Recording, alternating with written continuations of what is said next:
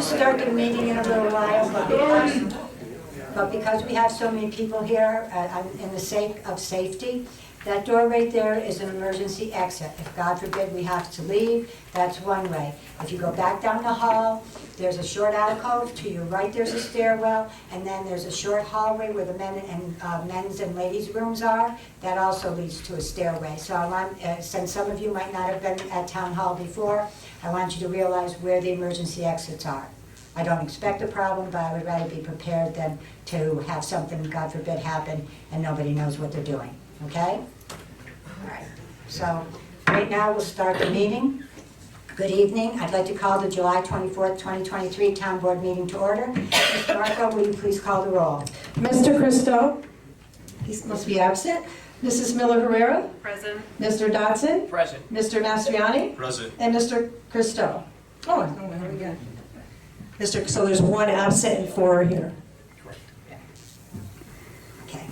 Thank you, Ms. Marco. A quorum is present. Please join me in reciting the Pledge of Allegiance. Mr. Mastriani, will you lead us? I pledge allegiance to the flag of the United States of America and to the republic for which it stands, one nation, under God, indivisible, with liberty and justice for all.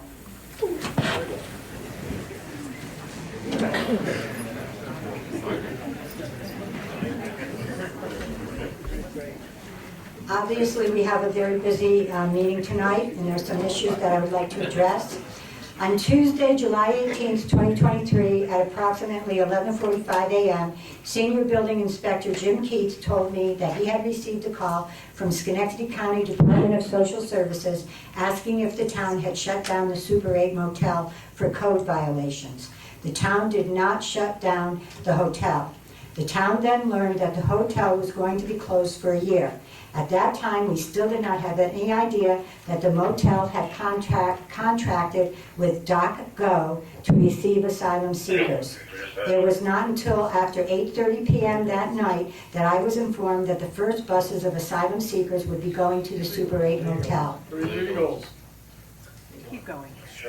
We received word that the buses from New York City were coming to the Super 8 motel on Tuesday, July 18th, and yet the deputy supervisor and I were not allowed into the Super 8 motel until Friday afternoon, July 21st. The liaison for DocGo is Rebecca Stern. I asked Ms. Stern how many children were at the location, and we were told that she could not give us that information because the asylum seekers had a right to their privacy. I understand that everybody has an opinion on this, but either we will have to stop the meeting continually, okay, or you can just be respectful to each other. Hey guys, let them speak, please, and let's do it in an orderly fashion. Let's not give the town any reason to shut this meeting down. I've been coming here for a year, and please, let's be respectful. I will continue. I asked what the short and long-term plan for the asylum seekers was. Ms. Stern stated that she did not know. I asked if the same group of asylum seekers would be here the entire year, and again she told me she did not know. I asked if the asylum seekers had received a visa or working papers, and I was told that everyone was at a different level and they were entitled to their privacy. I asked if there had been any medical information given for the asylum seekers, and was told that everyone had a medical examination and vaccines. Again, she said she was not allowed to talk about this further because it was the asylum seekers' right to privacy. I have been in enough serious situations. I'm sorry. If you can't be quiet, then I will ask the police to remove you. Okay? I have been in enough serious situations that I try to keep a calm head and research for myself what the true facts are. The lack of transparency and the lack of information given by the representative of DocGo has worn my patience thin. Yesterday I called Ms. Stern and told her that I expected a call at the same time as County Manager Fluman with any new information. I also relayed that request to Chairman Jasinski. Although this situation may impact the entire country, it is Rotterdam residents who are carrying the burden. On Thursday, July 20th, 2023, my office sent letters to Congressman Tonko, Assemblyman Santa Barbara, County Manager Fluman, Schenectady County Chairman Jasinski, and Schenectady County legislators Bolano, Hess, and Como, inviting them to our meeting on Monday, June 24th. In a press release from the Schenectady County Legislature dated Friday, July 21st, they decided to have a meeting of their own on the same date and at the same time as our meeting. Congressman Tonko's office has sent a statement that will be read into the minutes, and Assemblyman Santa Barbara sent Mr. Savage to be his representative. Also, Mr. Michael Perrin is representing Senator Breslin. Who's representing Motel 6? I also extended an invitation to Mr. Paul Webster. Mr. Webster's business card states that he is the legislative representative, State Legislative Affairs for New York City Office of the Mayor. He sent back his response via email stating, and I quote, "I have received this and provided it to our Director of State Legal Affairs, Christopher Ellis. We need official approval from City Hall to attend any public discussions." The entire issue of immigration is a political hot potato for the federal government, but Rotterdam should not be the one that is left holding it. Tonight, a resolution will come before this board to ask Schenectady County to declare a state of emergency. Rotterdam is a town of roughly 30,000 people. Schenectady County is the smallest county in New York State. We do not have the resources available to help. The town of Rotterdam should not be responsible for the decisions that the mayor of New York City makes. This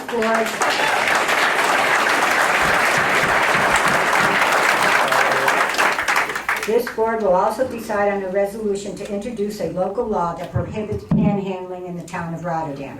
There is no reason why anyone, not a U.S. citizen, a Rotterdam resident, or any person needs to go to a home, continually ring the doorbell, and look into windows. This simply will not be tolerated.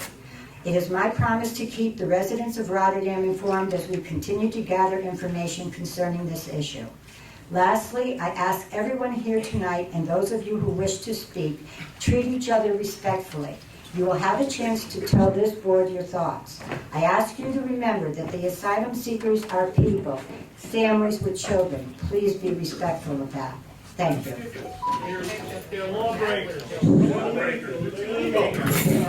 Right now, I'm going to ask the town clerk, Diane Marco, to please read the statement that Congressman Tonko has sent to us. Statement is from Congressman Tonko for Rotterdam Town Board and residents. Thank you to the Supervisor Collins and to the members of the board for the opportunity to address you this evening. While I regret that I am unable to join you in person, I felt it was important to share my thoughts on this matter with all of you. Let me be clear. What happened in Rotterdam on Tuesday, where people were given mere hours notice to pack up their lives and go, should never have happened. Mayor Adams and the City of New York contractor .go are directly responsible for the treatment and explosion of existing residents of the Super 8 motel. While this is ultimately a private business decision by the Super 8 motel in contract with New York City, there is no reason whatsoever that they couldn't have done the decent thing and given the current residents more notice and time to figure out their next steps. People that are housed long-term in these settings are typically some of the most vulnerable in society, where any disruption or dislocation can be life-shattering. I'm glad to hear that at this point, .go has been able to resettle most, if not all, of these individuals at .go's expense. My thoughts will continue to be with these impacted individuals as they navigate this disruption. With regard to the individuals who are now housed at the Super 8, many of you have more questions than answers at this point. That's fair, and my office has many unanswered questions as well, including several pending questions with Mayor Adams' team that we have received from the community, and we pledge to get those answered as soon as we have them. That said, while fear is a natural response to the unknown, I urge those here and all across our capital region communities to respond to those new neighbors with the humanistic and compassionate approach they deserve. Let us remember that many of these individuals are fleeing violent, horrific situations beyond our comprehension. Some are old people, some are veterans. Could you please have listen respect? up, folks. If we're gonna have constant interruptions, all you're doing is disrespecting the many of you who are here who want to get a message across and have their concerns addressed. If we're never gonna be able to get through everybody and everyone's concerns. We're here to listen, but if we keep having interruptions, it's just not gonna happen. Please just be respectful of each other. They, like all of us, want to work and improve their lives to support their families. They came to America to seek a better life and the American dream, often while escaping tyranny and bloodshed. As we grapple with changed circumstances, let us always remember that these are people first. As to the federal policy response to the situation, I am focused on a number of steps. First and most immediately, I, along with members of the New York congressional delegation, have called on President Biden to use his authority to expedite work authorization for those seeking asylum so that these individuals can get to work in our community faster, reducing stress on social services and helping local businesses who need workers. While the Biden administration has not yet heeded my call to take this action, I will keep pushing to get this done. Longer term, Congress needs to once and for all tackle comprehensive immigration reform that strengthens our borders, creates a more orderly process for those seeking to come to America, and address the reality of the millions of undocumented individuals who are already living and working in our communities. I have always been willing to work across the aisle to get this done, and I have supported several bipartisan comprehensive immigration proposals over the years that would have met these ambiguous goals. This is not a problem that can be solved in any quick way. Unfortunately, every time we've gotten close to the finish line on comprehensive immigration reform, these proposals have been brought down by the extreme and anti-immigrant voices that won't accept compromise and end up perpetuating our broken system. As long as there continue to be resistance to comprehensive immigration reform from the extremists, we can expect more and more situations like this to occur, and states and localities will be impacted by a fragmented approach to this issue. Just as Texas and Florida bused migrants in their states to New York City, the city is now sending them upstate. These political games that benefit no one will continue until the sensible middle is able to pass comprehensive immigration reform into law. I'm ready to act. Finally, to the extent that our office can be a facilitator for communication among communities and different levels of government and nonprofits as we navigate this new reality, please reach out to us in that capacity. My staff and I are always more than happy to help however possible. Thank you again for the opportunity to address you this evening. I look forward to our continued work together. Mr. Perrin or Mr. Savage, do either of you want to make a statement now, or you will chime in when you feel that it's right? The latter. Thank you, Supervisor. Okay. All right, fine. All right, then we are now going to open up privilege of the floor. Supervisor, may I make just a few comments quickly? Just as the supervisor mentioned previously, we were also not given any formal notification that. I think you got to get closer, Gina. Okay. Just as the supervisor mentioned earlier, we were also not given any formal notification that we were going to be receiving the migrants at the Super 8 Hotel. But I want to just make the statement that the security and the safety of the Rotterdam residents is our top priority. We are working to ensure that we are going to stand by that. I have enlisted the assistance of the Sheriff's Department with making sure that we have access to Spanish-speaking officers. They are willing to assist us with that. I'm also hiring extra patrols, and we are also getting services from the Sheriff's Department by way of extra patrols as well. I guess we probably should step out of the normal routine here, and I guess I can just answer a few questions if anyone has any questions. Who do we call? I'm sorry, who do you Who call? do we call if we have an issue? You should call us. So if anyone observes any suspicious activity, I expect you to call us. Please call us instead of trying to handle something yourself. The migrants are out. They are walking neighborhoods. So if you feel anything is suspicious, give us a call and we'll respond. We'll speak to them and determine if we need to move forward with anything. Chief, is that UCC, what do they call it? 911. Yeah, you could call 911 or 630-0911. Call UCC and they'll dispatch one of our officers. Why can't you call them illegals what they really are? I'm curious, I'm really seriously good question. Stop being serious. I think what They're you're... not illegal, they can't cross the border illegally. That's the Okay. problem here. There's 2 million in here. And that happens. You're obviously... Words salad out. Okay, that's that's a political question, and that's not something for the police department to answer. I understand. Can you confirm there were 5 arrests? I'm sorry? Can you confirm that there were 5 arrests? There have been no arrests. All right. Do you know where that came from? I There's do not been a lot of people been there. I understand, hey, listen, I understand there's a lot of messaging that's on Facebook. We try to monitor that as well, but there haven't been no arrests. If they're in neighborhoods that they're not supposed to be and they're prowling around, you can arrest them for prowling? Well, the fact that you're saying they're not supposed to be is an issue. If they're from the Super 8 and they're walking down in Where do you live? Where do you live, sir? I live right next door to them. Me too. All right, so just listen, hear me out. If a resident saw you walking on Princetown Road, are you allowed to be on Princetown Road? I know I can be allowed to, but I'm saying if Hey, they're in listen. Super 8 and they're in Colebrook, they're not supposed to be there, are you gonna arrest them for prowling? Because that is a crime. We will investigate, and we will determine if there's a crime has been committed, and we will take action if there has.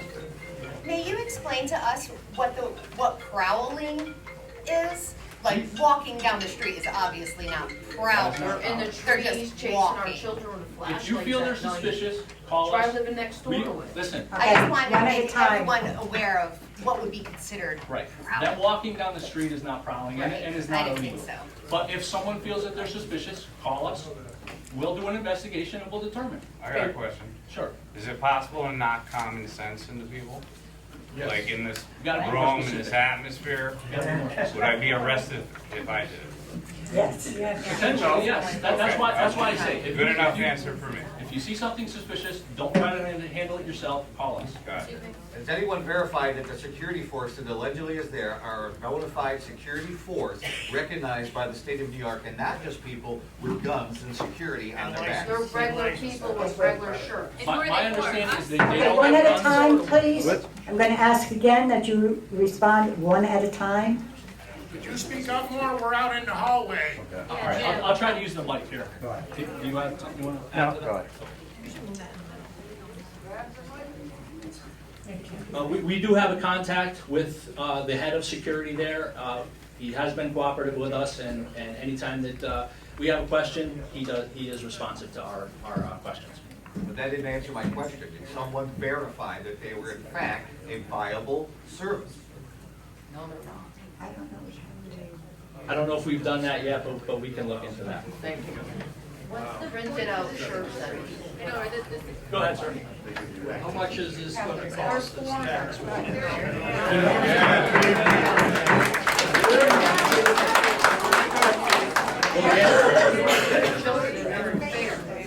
Obviously, this is going to put some strain on our resources, but again, our first priority is the safety and security of the residents, so we're going to do what we have to do to make sure that we're providing for that. They are illegal. A question, why does Rotterdam have to foot some bills? When they're not Rotterdam residents, why you saying we have to foot the bill? Why are we not asking New York City or the owner of Motel 6, who got paid pretty well? $7 a head. I owe the town of Rotterdam $97 by the end of this month. I don't have it. So now you want to add a little more onto us people, that we don't have the money because we have to take care of what New York City sent up to us. And yes, they are illegals, but there's also a right way to come to this country and a wrong way. They came the wrong way. So my grandparents came from Turkey and Armenia in the 1900s, when the Ottoman Empire was killing the people, killing the Christians. Before they could come into this country, they had to have a sponsor. No. Listen. I want you to ask a question. You can explain all that when you have your 4 minutes, but ask a because question. I never get to Okay. talk fully. All right. So I want to be able to answer questions. Okay, then it's an answer. Why do we have to foot the bill? I will remind people that this is the chief of police. It is fair to ask him questions related to police matters and what he can handle in that role. But when you go outside of that subject matter, he's going to have difficulty answering those questions. Except he brought it up. Sorry, he brought it up. Go ahead, sir. Sir, go ahead. Do these people have the exact same rights as a United States citizen that was born and bred here? Yes, they do. That's ridiculous. Yeah, okay. Thank Say you that to for the people that. that got thrown out the hotel screaming and crying. No place to live. That traveling nurse was a crackhead. I drive Uber, I bring her to her spot twice a week. And she wasn't a traveling nurse. We need one at a Let's time, be fair, I'll please. get kicked out, but let's just say what we all want to say. We didn't want to pay for the people that were at the hotel to begin with, Order. but we did. If Let's be real. Come on, be real, people. You want something accomplished, get it accomplished. Why Stop coming up with the drama. Why are these people at the Super 8 allowed to leave the property? they're not. Again, they have the same constitutional rights that all of us here have. But they're not citizens. No, they don't.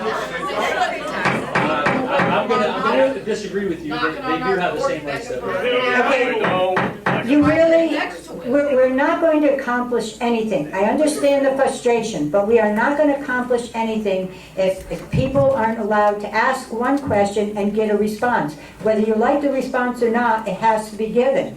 And to constantly talk over the person, then there's no sense for us to even have the meeting. Okay? Chief?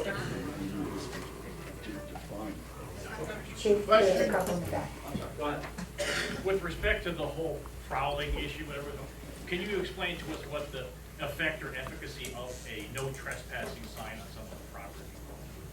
Yeah, I got that. So if you have a no trespassing sign on your property, and someone passes that sign, you can call us and we'll investigate. Part of the problem may be that some of these people can't read English, so we will have to determine whether or not there was an actual violation. Wait, one way. I'll get you in 1 second, sir. Chief, can you, thank you for being here, and can you comment? Okay, I need quiet. Can you comment on allegations that one of the buses came in and the citizens vandalized and threw things at the bus and damaged it? Okay, so I am aware of those complaints. We responded. As far as I'm aware, there was an allegation that a rock was thrown at the bus. We responded, spoke to the bus driver who did not allege that. We inspected the bus. We checked around for evidence of a rock being thrown at the bus, and we did not find any. So at that point, we determined that to be unfounded. And there's one way in the back. I'm sorry, go ahead. Yeah, I'm gonna take you off the hot seat. Okay. I wanna hear from every one of those people sitting up there, how they feel about this whole situation. We all know how we feel. We wanna know how you people feel.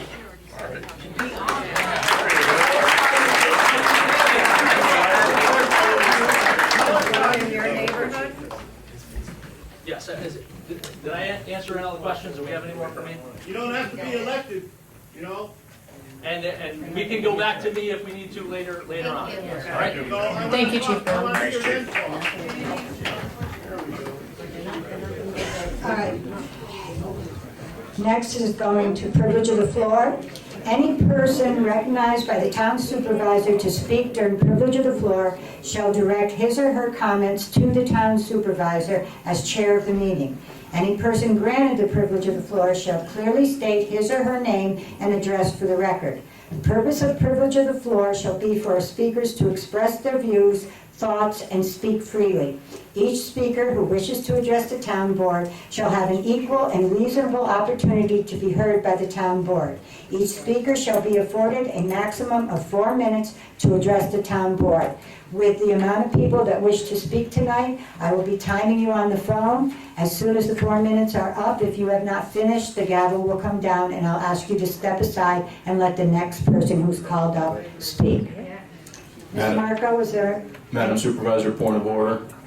Can I request that we vote on Resolution 238-23 ahead of the official passage of the state of emergency by the county legislature this meeting simultaneously?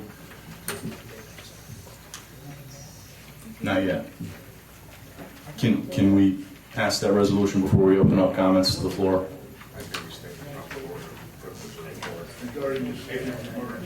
I would just privilege of the floor, but I would not say, that's going to be. Mr. Joe, are you making that motion? I move that we vote on Resolution 238-23.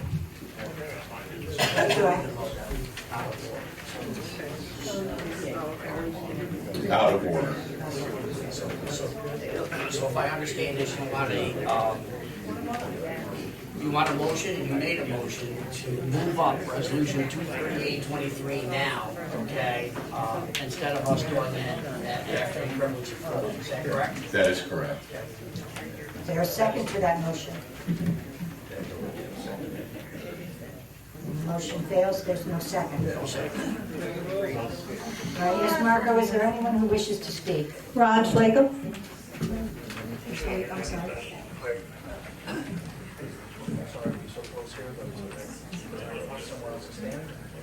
I trust you. So my name is Ron Schlag. I live at 230 Autumn Run in Rotterdam. Lived there since 2005.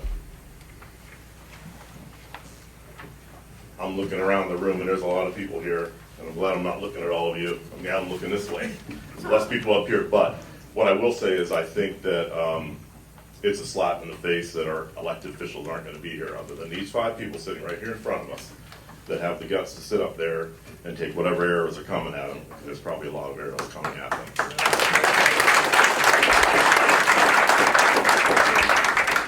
I want to point out that this isn't about immigrants. We're all immigrants. We all came here as immigrants. Whatever generation came here as immigrants. So this is an anti-immigration. You can't blame these people as well for wanting to be here. We love this country. You can't blame them for wanting to be here. But again, this is not our problem. This is a problem that came to our doorstep. And it came to our doorstep pretty quickly. There's an absentee business owner with no ties to the area that has in effect turned his hotel, his 95 rooms, into an apartment building overnight. Anthony Jasinski, the chair of the county ledge, said that this is due to failed immigration, and we heard Tonka's nonsense failed immigration policy. This isn't a failed immigration issue. This is a failed border issue. Yes, sir.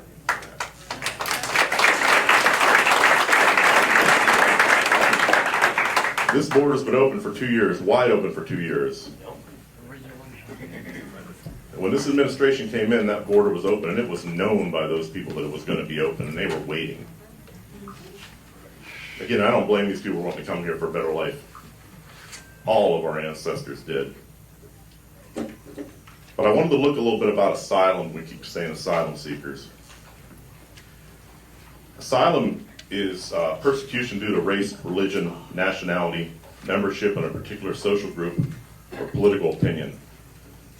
Looking to escape poverty is not asylum. The way asylum works is you have to seek asylum at adjacent countries that you're coming from. As far as I can tell, the only 2 countries that we could seek asylum in the United States would be Canada and Mexico. So when you come from Venezuela, your journey takes you through 7 countries. That's not asylum. There are 7 other countries where they could seek asylum. Now, I'm not saying, hey, Venezuela's a bad country. Don't get me wrong. But there were 7 other opportunities to stop somewhere. And they didn't.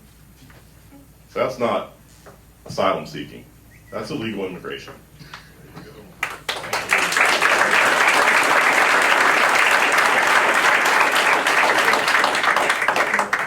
So there's lots of other issues that we're hearing here. There's a lot of questions that were asked by a lot of people. We're not getting any answers, and that's not fair to the people that are in this room and the people of the community, the people of Schenectady. That's not fair. We didn't ask for this, but we're going to have to deal with it. So Mayor Adams said that he was mainly going to send males 18 to 24 to upstate New York. Again, what are the questions? What are the hotel demographics makeup? What countries are they from? Where do they work? Do they have work visas? Or do they have work visas? What are their health statuses? What are the criminal backgrounds? It's a fact, I'm 41%. sorry, your time is up.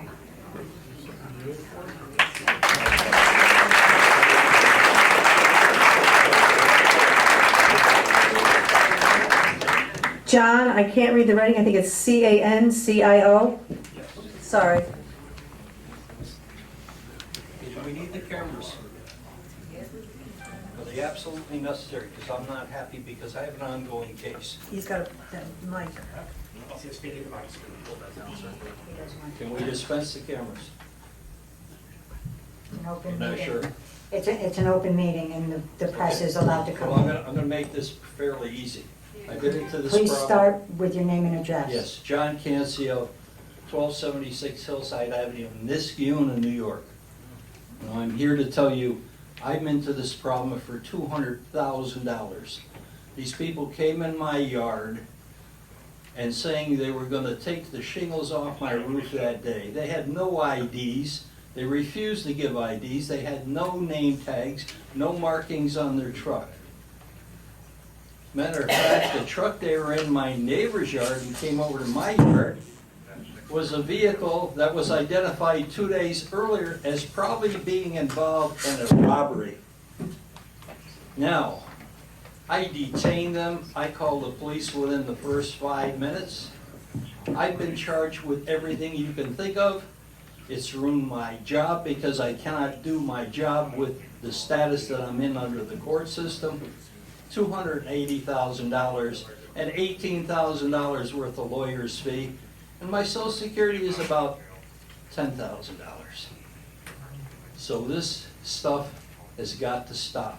You're gonna lose your house because you arrested these people that won't identify themselves in your yard. Thank you.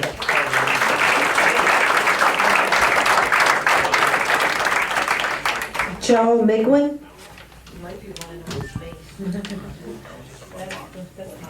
Close, but it's Joe Maglucci. Oh, My thank name's you. Joe Maglucci. I live at 208 East Gregg Road. I'm retired from federal service about 40 years, mostly with the Postal Service and 6 years with U.S. Army Special Forces.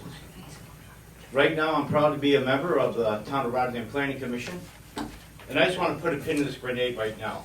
These people are doing the best they can up here, so the town really needs to realize that. And you got to cut them a little slack because this is like 9/11 right here in Rotterdam. I mean, it's, I got a list here. The last list said milk, eggs, and nail polish remover, but let me make sure I got the right one. You have to take a logical approach here. We need to be humane, yes. These are people, they're scared. I was 18 years old and I was fighting in another country. I was scared as hell, but you have to look at that. You have to look at a lot of things. The problem here, what we face now is going to be accountability. We had somebody in New York City send people up here on buses, just like they sent slaves to Savannah, Georgia on ships. Think about that. Think about that. Is that the way we want history to repeat itself? And you talk about, you said the one person that was disenfranchised from the hotel, that she was a nurse and, you know, but still, I mean, she was a woman of color. Where the hell was Alan Sharpton? Where's Black Lives Matter? Where's legal women voters to stand up for this person? I mean, you know, it's kind of a shame how this is all coming down. People can't hear if people are talking.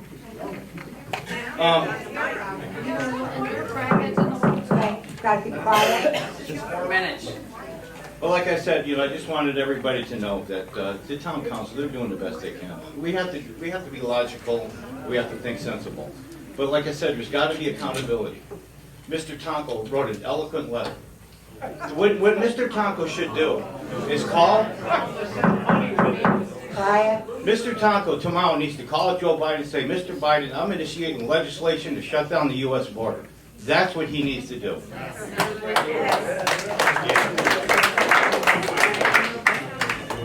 It's a shame, you know. My dad served in Normandy. My brother had 2 tours in Vietnam. Recipient of a Purple Heart, a Silver Star, was shot down over Pleiku. I served in Iran and Grenada. Don't anybody tell me they have more rights than I do. Guys, you're doing a great job. Thank you. Craig Foot. Could I just ask a question? The people in the back cannot hear the people up here. Is there a way of turning the microphone up louder so the people in the back? I gotta speak close to the mic. I shall then.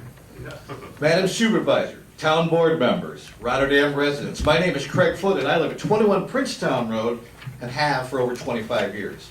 A few weeks ago, the Schenectady County legislators met here in this building, and I was given the privilege to speak to them and you about illegal aliens possibly being placed in our town by New York City Mayor Eric Adams and Governor Hochul. I gave the definitions of illegal aliens and immigrants and asked the county people to stop using the term immigrants. I gave you those definitions and why.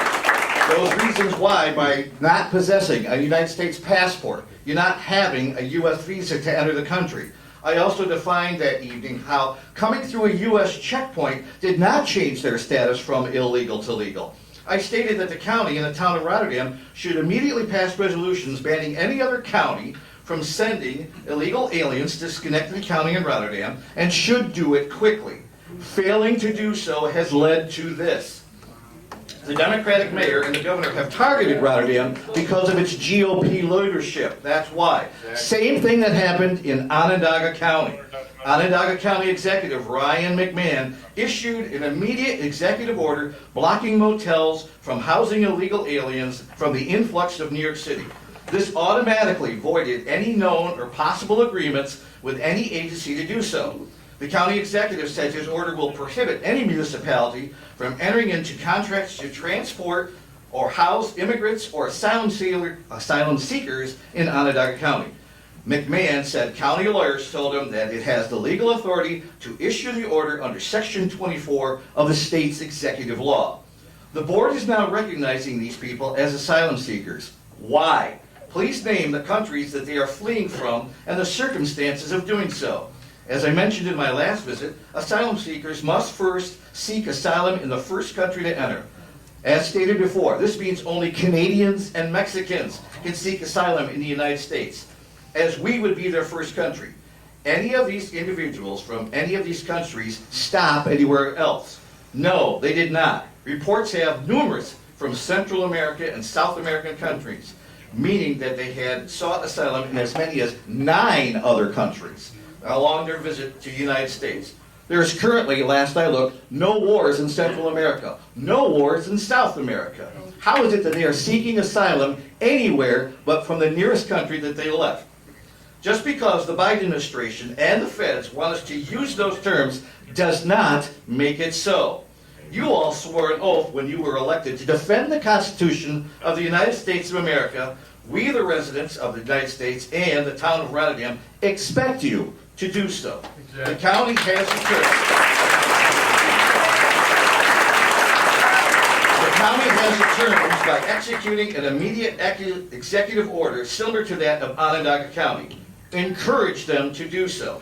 Rumors are already out already that another Schenectady County motel has already been targeted for more of these people. Draw the line in the sand. Pass the resolution immediately. Thank you for your time and attention.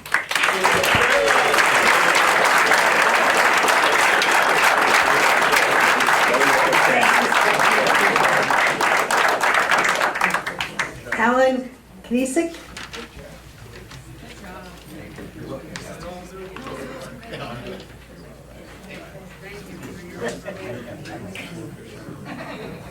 How are you, Madam Supervisor? You gotta talk close. How you doing, Madam Supervisor, member of the board? Alan Isaac, 2689 Curry, right down the road from where all this is happening. I have 4 granddaughters. You hear, I'm worried about their safety.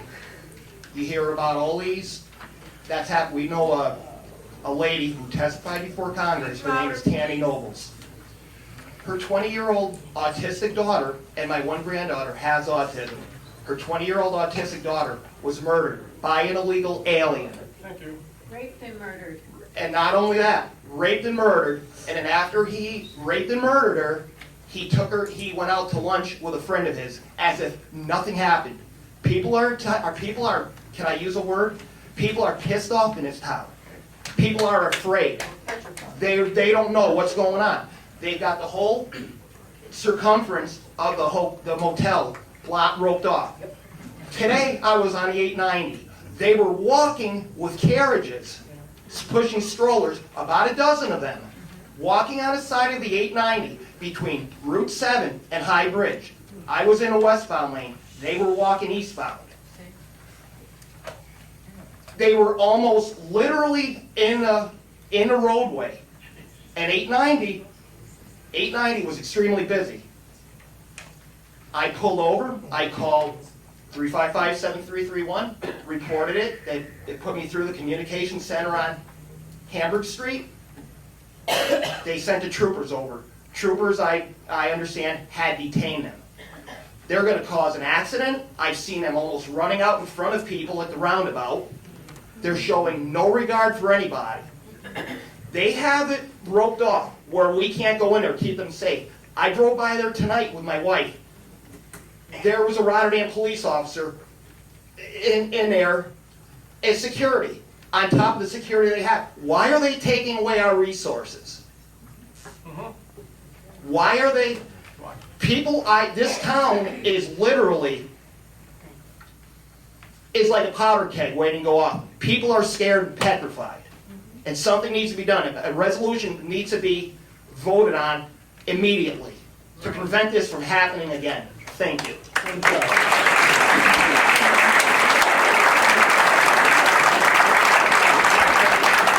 Janice Natalie.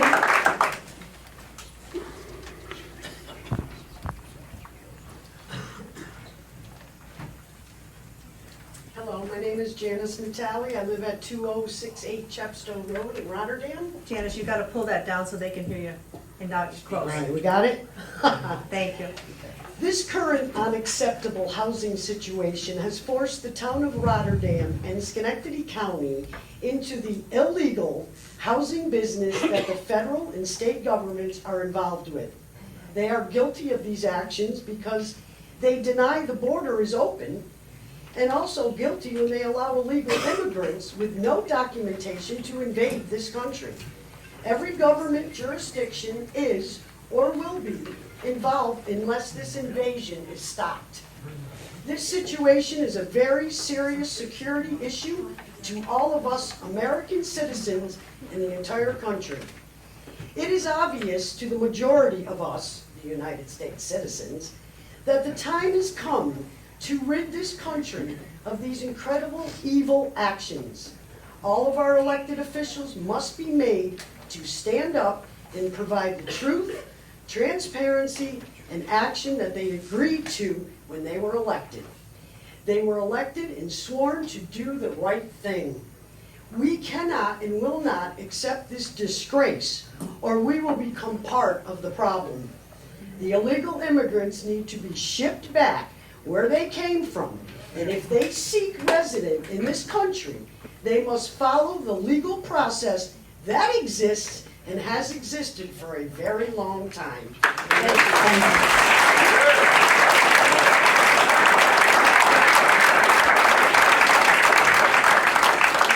Tanya Vivarius.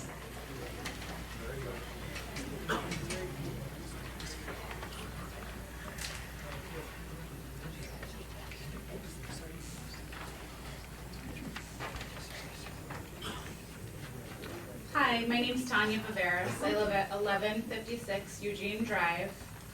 So, Tanya, you're going to have to pull that up a little bit and talk close, otherwise they can't hear you. all right. So, New York State education law states that we must educate and support all of our students. So, I am a teacher and I'm also a mom. I have 3 girls. And I want to know, with such an influx of kids, how it's going to affect the schools. You know, all 3 of my girls receive special services in school. They get reading support, math support, and now we're going to have all these kids come in that are clearly going to need extra support. How is that going to affect the ratios? Are they still going to get the services that they need? We're taxpayers, and are our kids going to get what they need, or are these illegal immigrants going to get services, free services with our money.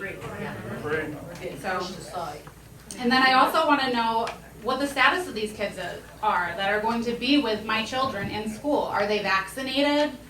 Do they carry diseases? What's the background? Can we get an answer on that?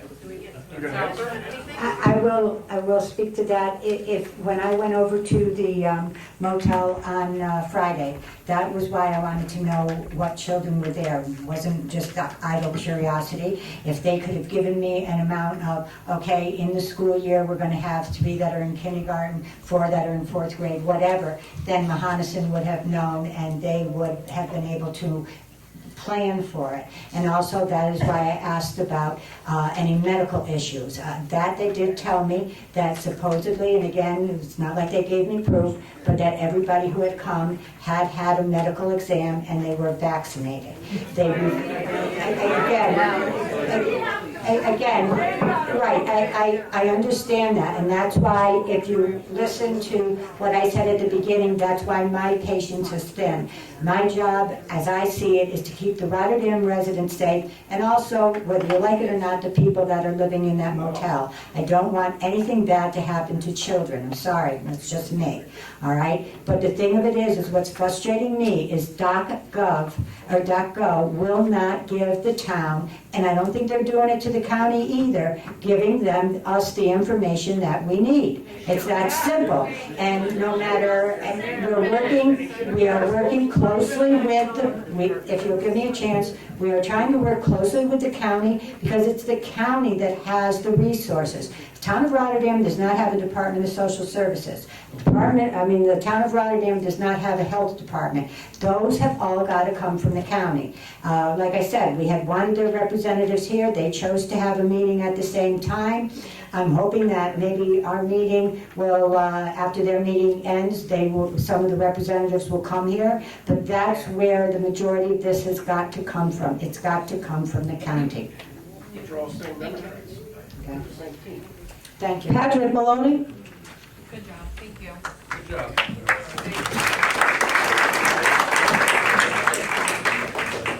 Yeah, good evening. Patrick Maloney, I live at 2048 Caldecott Road. I think my question is pretty much, these people are here, and whether they're legal or illegal, that's, I don't know. That's not for me to decide. As a Christian, they're children of God, and I believe in that. Now, what I want to know is how come they're getting pushed here, or dumped here, and I hate to use that expression, but they're without any plan. We have a plan for these people. I mean, what's going to happen in the future now? We expect more buses, we expect more hotels and motels. We got the one on Curry Road there. We got other ones further down Hamburg Street. Are they going to be, what do we do to keep them out of there legally? And the ones that we have, we got to care for them. I understand that.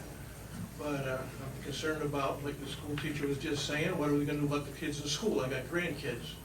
Are they going to be, are their studies going to suffer because they have to, their resources have to go to Spanish-speaking or other, not English-speaking kids? I'm concerned about, of course, the health and just the safety of the community. I don't mind people walking up and down the street. Geez, I got Guyanese neighbors next to me. They're the best neighbors I've had. They're wonderful people, and they're terrific. They're terrific. And if if a Mexican family moved in, as long as they Can't hear you. as long as they're taking care of things, I'm cool with that.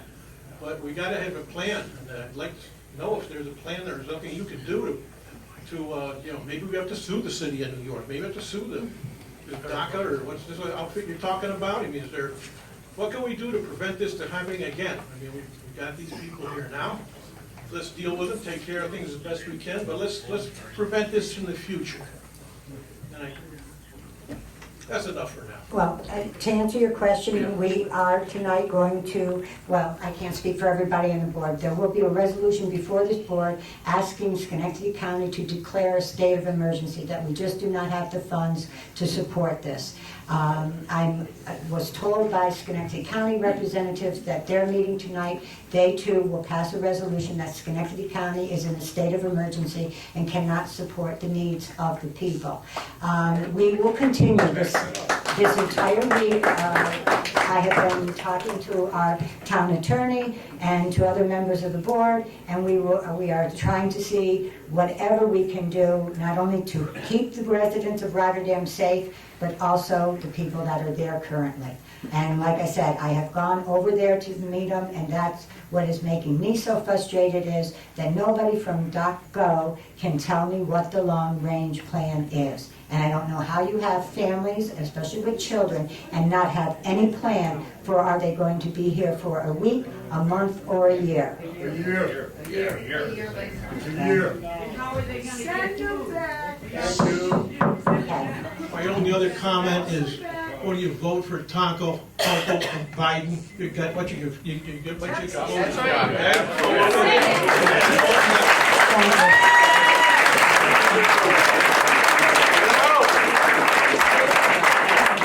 Christine Meinhold. Martha's Vineyard sent them back and they got lots of money.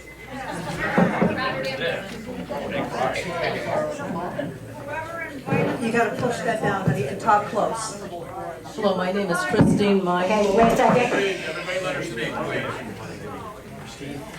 I live at 128 Glenville Street in Rotterdam. Long before this bus of immigrants came in, it's my understanding that the county of Schenectady had agreed that we would allow some immigrants in, not necessarily the way they came, but am I correct in that understanding that Schenectady County did agree that they would allow some immigrants in?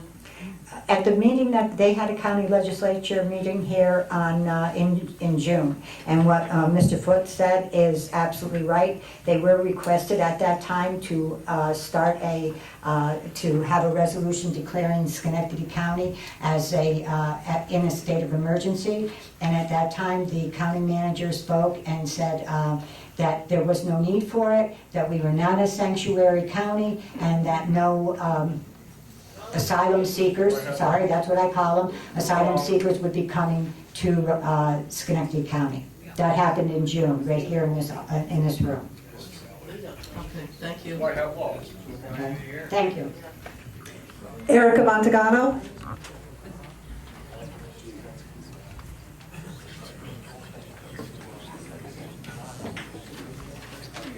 Hi, good evening. Sharon, you gotta make sure you talk close. Okay, thank you. My name is Erica Montagino, and while I wear multiple hats as a resident residing at 23 Runny Court, I'm a mother, taxpayer, professional. I am here as the Vice President of the Mohonasen Central School District Board of Education, and I come to you tonight with a statement on behalf of the Board of Education. In addition, one of my colleagues is also attending the Schenectady County Legislature meeting this evening, and he hopes to share the same statement at that meeting. Like our local officials and our community as a whole, Mohonasen Central School District had no advance notification of the arrival of migrants from New York City. It is extraordinarily frustrating that we did not receive prior notification from either New York City or New York State officials. Additionally, the continual shifting of information makes it exceptionally difficult to plan for the upcoming school year. As a school district, we have a legal and moral obligation to educate and serve any school-age children who are residing at that motel for more than a very short period of time. This particular situation could result in significant changes as the district finalizes plans for the upcoming school year, and there's only a short time frame to implement any necessary changes. The district will continue to coordinate closely with local leaders and other applicable groups to ensure we can meet the obligations to provide an education to the children residing in our district. We are grateful for both the Rotterdam Town Board and the Schenectady County Legislature who are holding meetings tonight to address this issue. The district needs to know the number of school-aged children residing at that motel. How long will they be residing in district? And whether or not will there be additional arrivals or departures of school-age children. Additionally, we need to understand the educational needs of the new students, including language barriers and other needs. This information is critical to the district as we update plans for the upcoming school year to ensure we are meeting the needs of all of our students. This in turn may have a significant impact on staffing and district finances. Furthermore, we have been fielding a number of inquiries covering a wide range of subjects, including the safety of all of our students, transportation concerns, the health and welfare of our students, the ability to meet the educational needs of incoming students, and the ability of the district to provide the necessary staffing and resources. Of course, the safety, and I really truly want to make this very clear, will always be top priority at Mohonasen. It is also critically important that we understand the educational, medical, mental health, and language needs of all students. All of these concerns, along with many others, can only be met through the efforts of dedicated faculty and staff. This may require significant expenditures which were not anticipated during our budget development process. It may also require the provision of supplemental resources from our local government bodies, especially with respect to assisting district efforts to ensure the health and safety, again, for all of our students. District administrators, teachers, and staff are already working diligently to address these concerns. The sooner we are able to answer these questions, the better we will be able to efficiently and effectively support the needs of these children by identifying the necessary resources required. Doing so will help all of our students, new and established, to acclimate quickly and succeed. It is imperative that all of the parties involved in this situation engage in continual, transparent, open communication, and the district remains committed to always doing so. Thank you.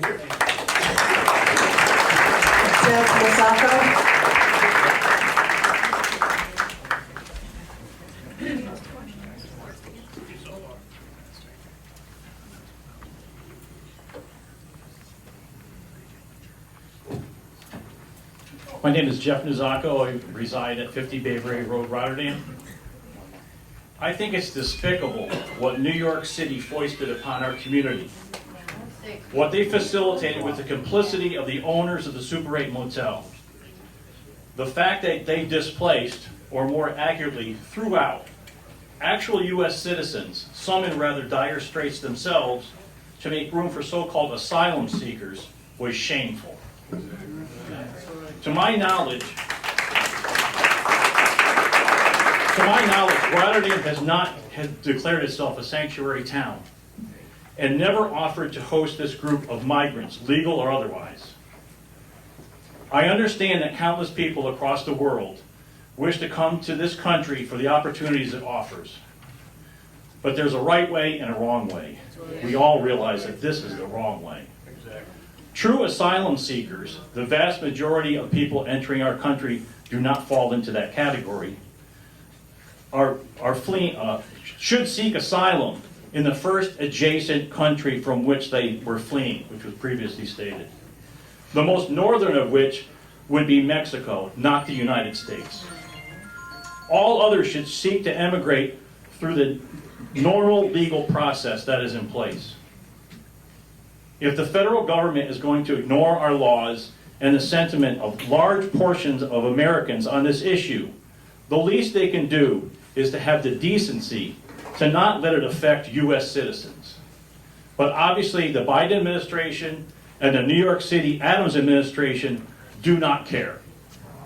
If they want to play host to these folks, why can't they use closed or decommissioned military bases to house them rather than snapping up scarce community resources needed by actual citizens?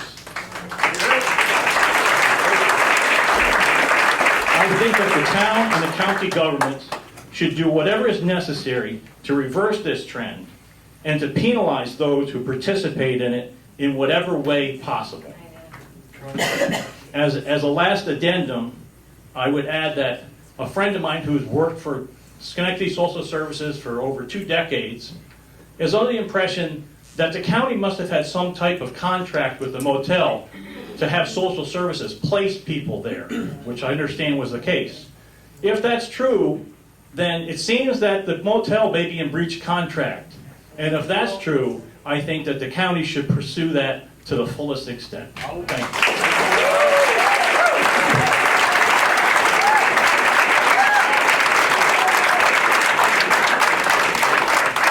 Brenda Terosian.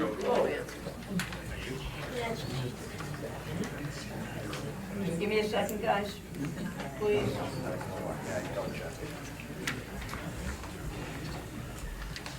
Please do that, please. I'm no, I'm gonna do that. Thank you. And I, Brenda Terosian, I really don't want to get my address out. I want to know, basically, all the questions that people are asking, I'm asking. Who's footing the bill for doctors, hospitals? You got pregnant women in there. They're going to be delivering babies. Who is going to foot that bill? You want to call them asylum seekers? Have they been vetted? Do we know that they've been vetted for health? For health concerns like COVID, TB, any of them involved with drugs or any illegal doings? We don't know that. I live 1 mile from it. 37 years. I never had to lock my doors. Now I do. Now, the children who, I guess, must be educated at the Mohanson schools, do they have proper vaccinations? Do they speak English? Or do the taxpayer of Mohanson District have to foot the bill? I can't afford it. I can't even afford a $97 water bill. I am not going to make this a political football between Democrats and Republicans. We need to stop that. Motel, the owner of Motel 6, what the heck is his responsibility to the town of Rotterdam? He got paid, from my understanding, big bucks to do this. What is his responsibility to the town of Rotterdam and to those people in there? Okay, residents of Rotterdam, man, we have been squeezed enough. Now we have to take care of people who came into our country illegally. Illegally. My parents, my grandparents, you wouldn't let me finish, so I will now. They came from Armenia and Turkey at the time when the Armenians were being persecuted, were being killed. In order for them to come over to this country where they were going to be killed over there, and I'm sure Mr. Crusoe can vouch for that, they had to have a sponsor. They had to show that they're going to work in this country. They didn't just get into a boat and came over here. So why is it okay for now? I know it's 2023, I got that. But why is it okay for that, for people who are supposedly asylum seekers coming over here illegally? I honestly do not feel that I don't feel that the residents of Rotterdam should be footing this bill. I don't know how much Motel 6 got paid. I've heard anywhere from $2 to $5 million. If that is the case, then they should be taking care of them. And we have to educate them at the expense of our school-age kids, because they're telling you they're vaccinated.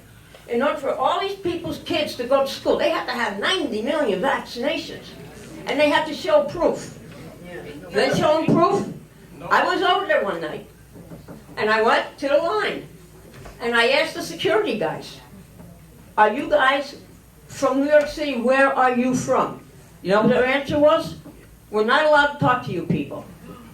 We're not allowed to talk to you. But it's okay to bring in, and I'm sorry, I know you don't want to say illegal, but I will. They're illegal. Because they didn't come here the right way. I don't want anything to happen to them. I would never do anything, or any of us should, but let's be honest about it. They're not asylum seekers until they do the proper thing, and they're here illegally. I don't care where, but they're here illegally. And we should not condone that. Thank you. Thank you.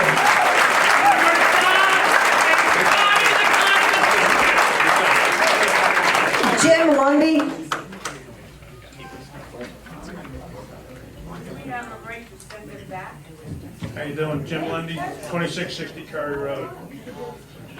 I'm an ex-law enforcement officer down in Florida. I need quiet. I'm an ex-law enforcement officer down in Florida. When we ran across somebody like this, we used to pick them up, call up, well now they call it ICE, we used to call up and call Border Patrol, turn them over to them, and they get them out of here. So if they're doing something wrong up there, unfortunately, I don't want to, are you going to call Border Patrol on them? I've already been in contact with ICE, and they are willing to assist us. Okay. Another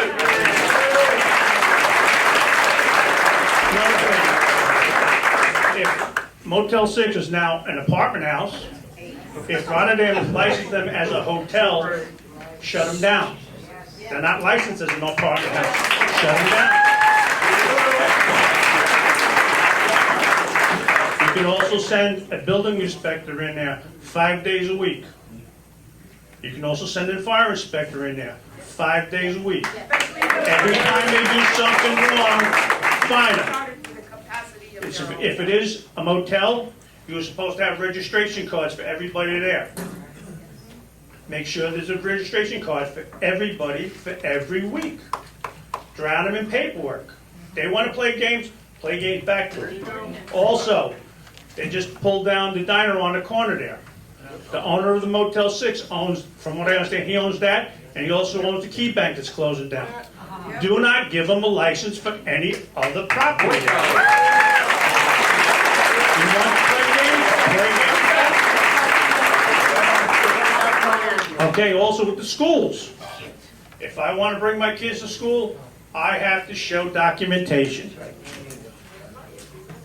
Pass a resolution that anybody going into school must show documentation, not some word from some government lip that says, oh yeah, they're all vaccinated. Because we know nobody's getting vaccinated for COVID coming across the border, so you know darn well these kids are getting vaccinated either. If we have to abide by rules to get our kids in school, make sure they do the same thing. If they don't, no school.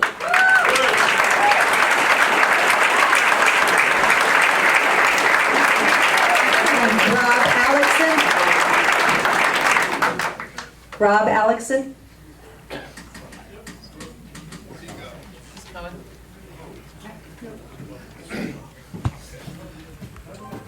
All right, I've been sitting outside this entire time, so I don't know how this all works, but You got to talk closer to the... I just want to say that we all need to start voting because all these guys are cowards that should have been at Mahonison, not in here. Every one of these people need to get voted out. Everybody here needs to start voting. You got a parking lot full of people. Whoever decided not to bring it to Mahonison when it was offered, you're screwing the taxpayers. You work for us, we don't work for you. You guys need to start understanding that. And we all should have voted for Gagliardi.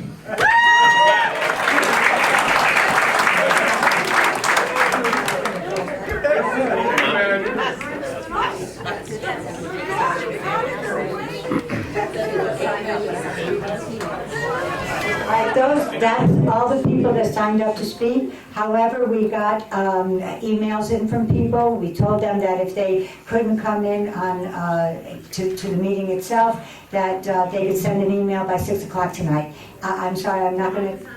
I snuck in the back door, so I didn't even see a sign-in sheet. Can I have your name? I need to sign it. No, I know Rob. One in the back. You signed your list? You signed up?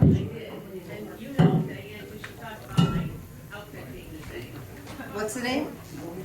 Yeah. I don't have it. Yeah, you...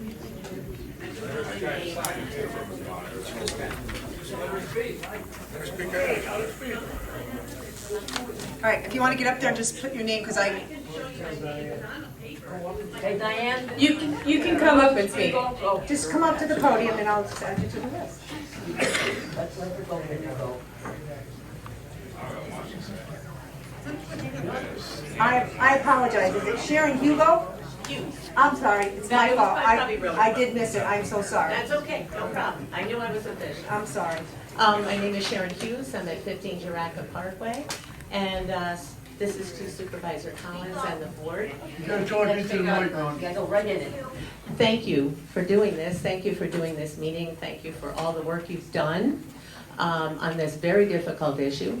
I came for information tonight, and I did gain some, but it seems like there's many more questions than answers, and that's concerning. You should be the first to know about all of this, and that's very frustrating. But my biggest thing here is to just say that it's through all of this, you all usually treat people very well, and I really appreciate that. We need to work together. We need to treat each other with respect. We need to treat the local government officials like you guys with respect. The law enforcement is trying to catch up with all of this, and I have some concerns about the way the chief was treated tonight with respect. We need to treat people in transition, the people that were thrown out. It's not right. The people that are coming in, they are, I mean, I don't understand all these negative comments because I understand the emotion. Listen, if she has a different opinion than everybody else has expressed, she's still entitled to the same quiet respect as all of you received. I understand. I pay taxes. We need to treat people with respect. I don't care whether I don't understand this thinking that we can just call people names, go by that motel and call people names. I don't understand that. So there's no excuse for that. There's no excuse for that. And I understand you don't agree with me, and that's okay. I hope I treat you with respect when I disagree in some of those ways. But that's all I'm asking, is to treat people with respect. And I think we need to hold ourselves when we're trying to... Okay, yes. I don't need any comments. If you're in the audience right now, I expect you to give her this. She's the only dissident so far of what has been said. But I'm sorry, she is entitled to her opinion as much as everyone else's. Thank you, thank you. And this is what I'm talking about. We need to respect each other, and I think we're only going to make progress. And with task force or resolutions, we're only going to make progress if we treat people with respect. Thank you. Sharon, I'm sorry I missed your name. Sharon Hughes. I'm saying I'm sorry I missed it. Okay, the emails I'm going to read is from Sharon Enders. Excuse me? I wanted to speak. She got to speak. I signed the paper, but the pen didn't have the right ink. There was two pens there. There was one pen when I was there, so someone else must have been carrying it. Okay, I don't know why. can I have quiet for 1 second? That's fine, Rob, if you'd like to speak. But this gentleman also said something to me that I didn't hear, so could you say it again? Me and some other people were outside, we did not get to speak, and I have something I'd like to say. Okay, could you go after Mr. Gagliardi? He can go before me. Whichever you gentlemen decide. That's respect. That's respect. You got to talk very close and give me your name, please. Good afternoon, my name is Scott Vetter, I live in the town of Rotterdam. So 2 things tonight. We know that these, and I'm going to use U.S. Code Title 8, okay? This is the immigration law of the United States of America. They are called aliens, period. They're not asylum seekers. They're not immigrants. They're aliens. That is directly from the law. 2 big things that stood out with me in this law. One of them is harboring, shielding, concealing of any such alien in any place, including building or any means of transport, is illegal under federal law.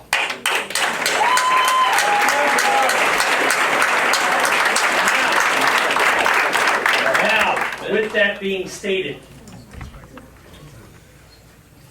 and this is the kicker, in any case of violation under subparagraph A, V, B, in the case of violation of subsection paragraph A, 1, 3, 4, in which the offense was done for the purpose of commercial advancement or private financial gain will be fined under Title 18, imprisoned for more and less than 10 years.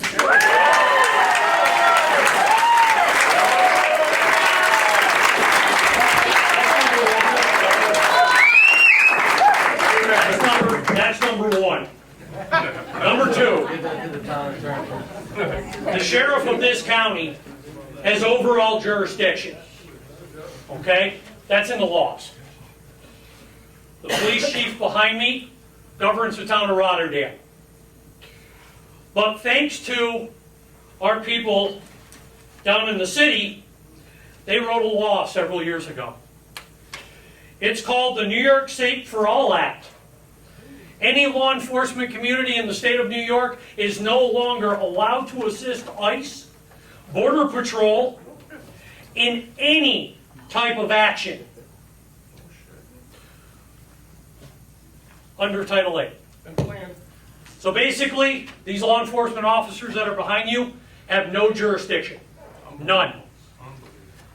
But the sheriff has the right to declare a state of emergency under a Public Safety Act. All he has to do, and anybody can find this, all he has to do is notify the governor that he or she is doing this. There is no, I'm gonna wait. He has the right. This is a public safety issue. And it is right here in the legislative laws under New York State with the sheriff.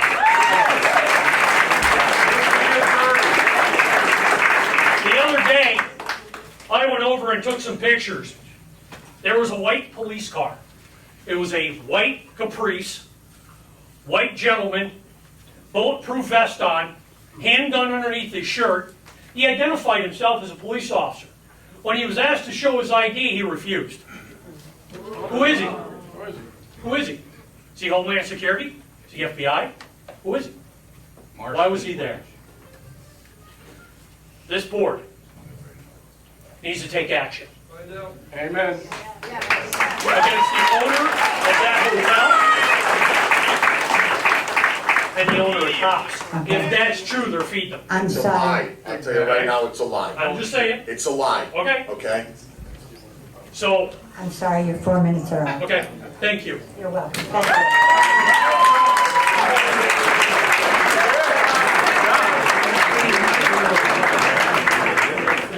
What was the lie?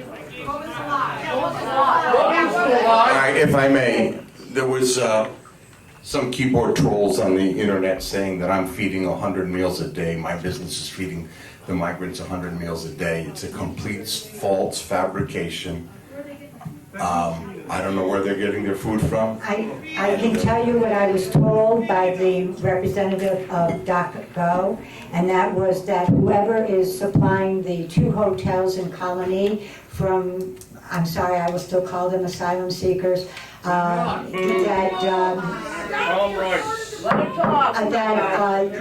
was told by DocGo that the same company that catered the 2 hotels in Colony is now catering the food. She told me that they bring in 3 meals a day plus snacks. Now, again, that's what I was told. Go ahead. Am I up? You're up. Picked the wrong guy to go after, though. All right, I'm Robert Gagliardi. I'm currently homeless and living in the windmill near the Great Flats Nature Trail. I've never been to such a mess in my life besides walking into this room, and I leave a mess trail behind me. There's I'm going to look this way, but I think I can look any way in this room and find some of the most uninformed people. And I'm not saying that because you want to be uninformed before everybody starts getting sensitive. I'm not going to call them illegal immigrants, asylum seekers. I'm going to call them the folks in the hotel. They're there as political pawns because our governments, large and small, put them there, and they're shuffling them around as far away from them as possible. and making it everybody else's problem. It's ours.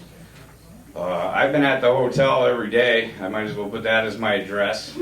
I haven't harassed them. What I can tell you is the name of the security guard in the white Taurus. I can tell you why he's wearing a bulletproof vest. I can tell you DSS is there. I can tell you a lot of things that probably nobody in this room can tell you. And I only got 4 minutes. Anybody knows where I am. I mean, I'm always right there. I don't see any other problem besides the fact that they didn't come the way we think they should have came with the people there. Your politicians put them there. Regardless. You can't respect. So what happened is everybody played politics from the border up here. Now these people are as far culturally away from where they belong or should be or are accustomed to than they want to be. I spoke to one, he doesn't want to be here. He put in a request to leave, and I think they're going to they move him around if they want to. Security's a little crazy looking going on over there. But other than that, them people are no different than the degenerates we already have walking around our neighborhoods, panhandling and stuff like that. I mean, I think most of the police calls over there were because of me. Doubt it. No, I can assure you it. I'm not up here to ask any questions. I'm here to tell you because I was there and I don't recall seeing many of you. I know you're here and I can't do anything, but I didn't see many of you here, there at all, to ask questions, to find out questions. Guess who's there now? Jamaica Miles. Okay? Look her name up and figure out what this is going to turn into real quick. I hope you guys are good to go. I mean, you guys look like you guys are going to, I mean, you know, look like you're having fun. This is going to be exciting for you. I'm sure you're real happy knowing just as much as no one else. And this was thrown in your laps because they didn't want to be there. The Republicans sent them to Democrats. The Democrats sent them to more Democrats. They sent them to Republicans. You can play the political game all day. But it's your government that's using these people as pawns, and you should probably figure it out. And that's it. So, I'm out. Thank you.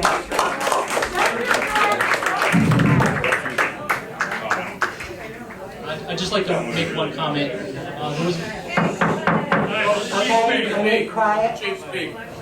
There was a gentleman earlier who asked a question about the status of the security guards over at Super 8.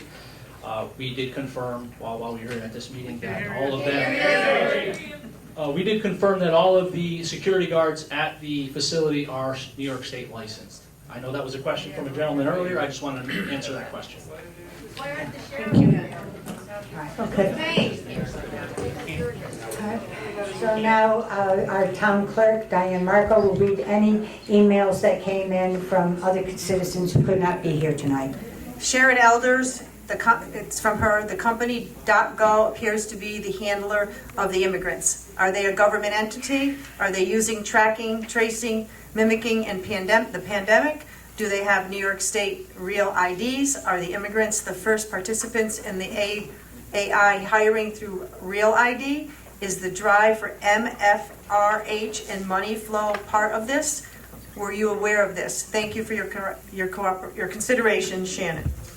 Another one is Joyce Carpenter. I am Joyce Carpenter. I am very concerned what has happened and taken place. I don't begrudge anyone. A place to live, have food, etc. Do it legally and stop acting like the USA owns you, the gall of New York City in this country. To do this unconscionable, I cannot afford much, and I work 6 days a week, and I work 2 evenings, and my grandson on my 1 day off. I'm tired of paying for someone else's free ride.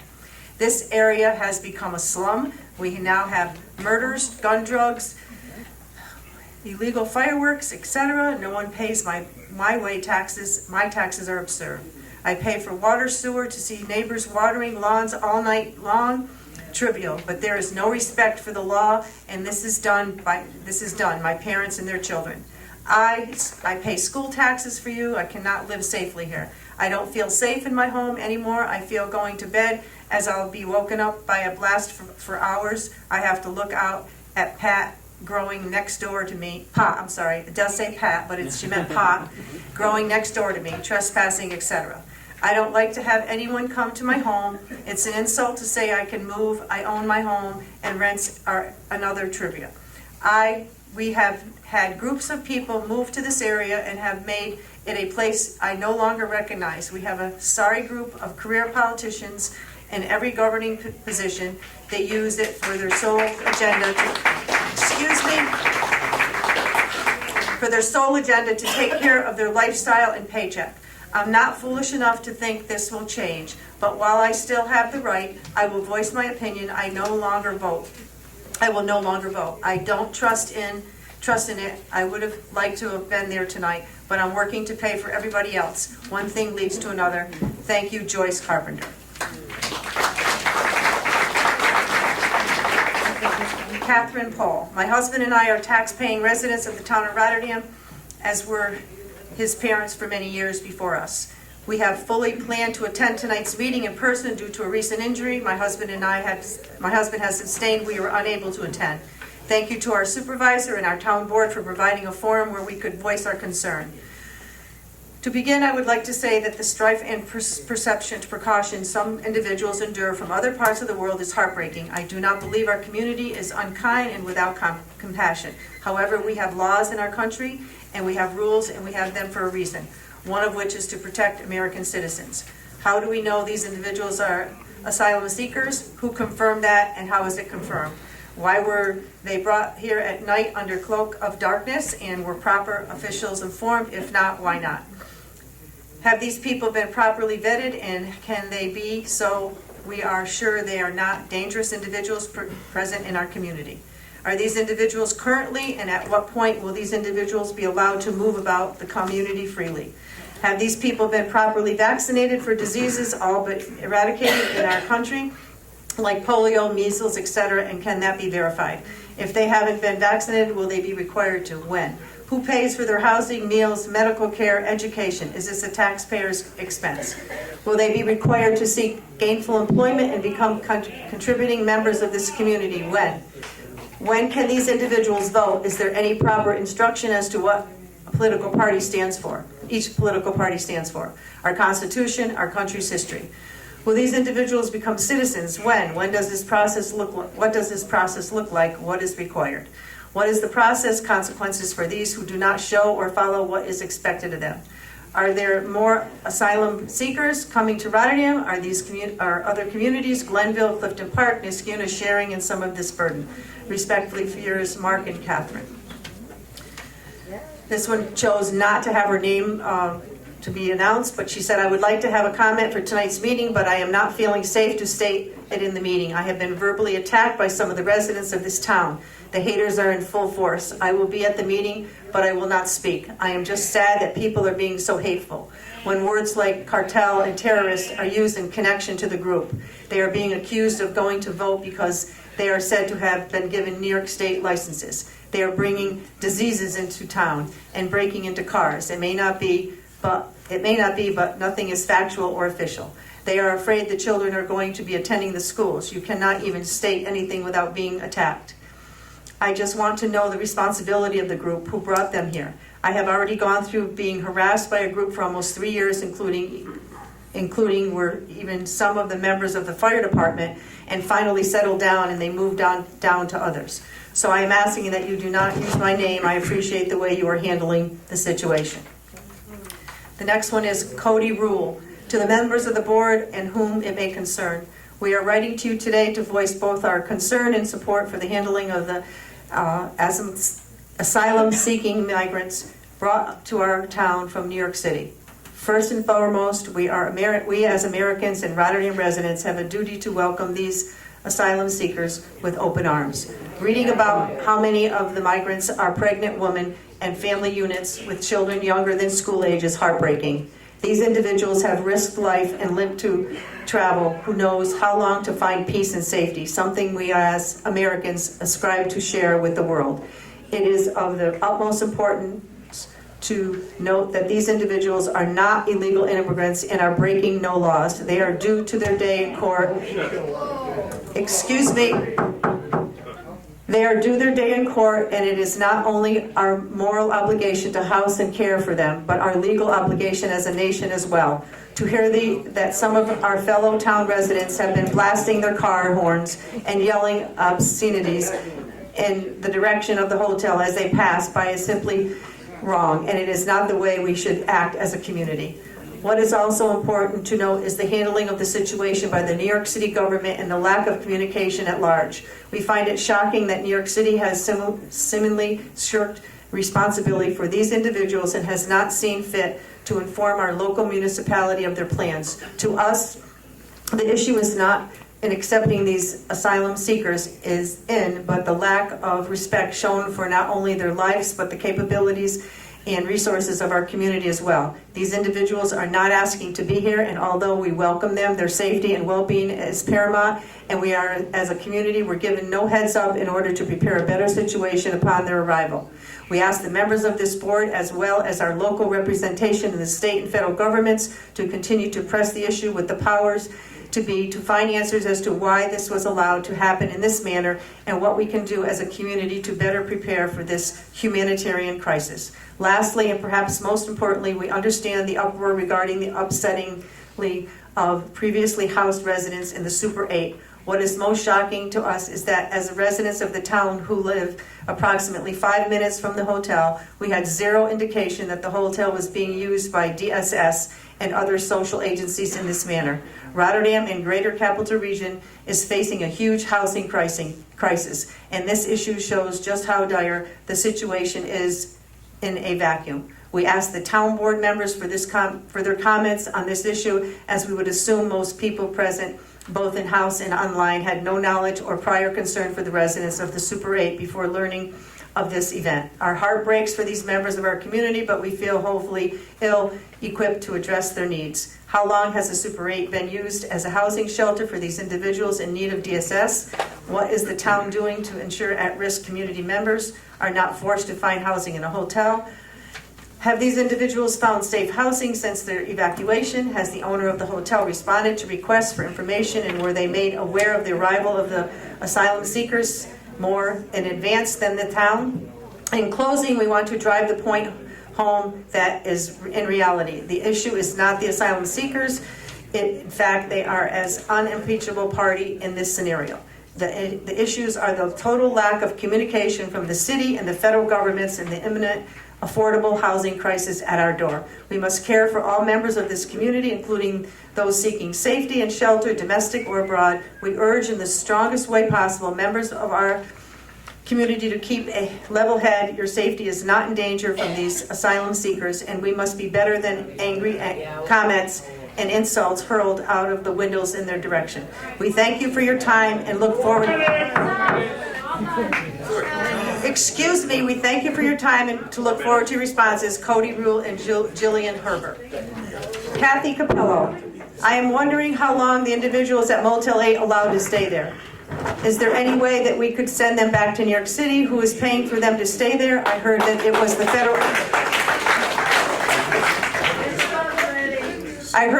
federal government. Are they going to pay for them forever? If not, how will this affect our taxes, school, etc.? Were the individuals screened for diseases, criminal backgrounds, etc.? If not, why not? How will they be able to get jobs and support themselves if they don't have any proper paperwork, such as working visa, a green card, etc.? Why are they allowed to go wherever they want to if we don't know their backgrounds and we have no way of tracking them? If we disagree with the decision for them to stay in Rotterdam, what could we do about it? If an expense comes up that we don't agree with down the road, could we refuse to pay for it? I'm thinking of the safety of my family. I don't think it's right to put about 200 people in our community without any way to track them. If they commit a crime, they can just disappear into the community and we have no way of finding them. I'm not going to pay for people that I don't approve in the first place. If you need more information from me, please let me know. I don't want to give my full name and address for security reasons. Kathy and Elizabeth. That's it.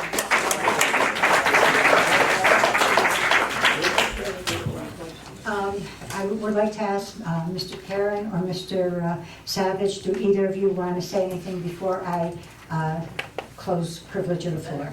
I was just going to say, at Assemblyman Santa Barbara's office, we... I think you got it.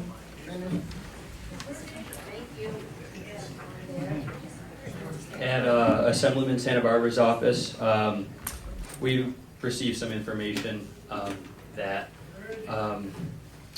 there's been some information from DOCO that you guys have heard, and Mr. Tonko's letter said that the people displaced from the motel were assisted and helped by DOCO. We've received information at our office that that was not the case. Of course. So I spoke to one woman today. We're in the middle of trying to assist those individuals, reconnect them with services from the county. But unfortunately, it seems DOCO hasn't been completely truthful when they said that they helped everybody. And we're also in the middle of passing their information along to the Attorney General's office, who's going to look into the actions of the Super 8 owner. Shut that hotel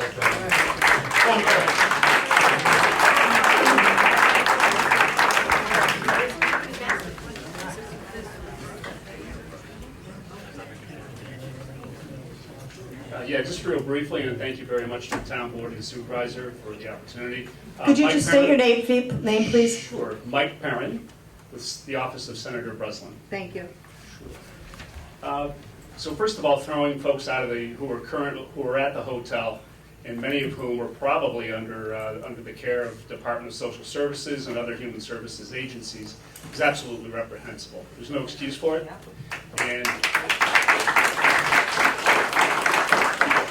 And beyond that, the actions of the City of New York are beyond irresponsible. And at the very least, it's insulting to this board, it's insulting to the county, it's insulting to the residents of this town to not at least have a heads up that scores of people are going to show up on your front step the next day. So there's really no excuse for that, and we really can't do anything other than just kind of blame the lack of courtesy and the lack of professional courtesy between elected officials. There's just no reason for that.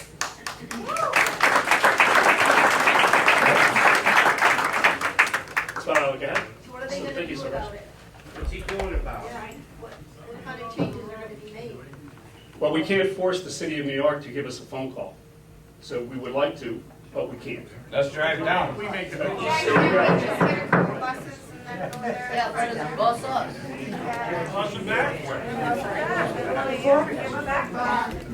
All right, I want to thank everybody for their comments.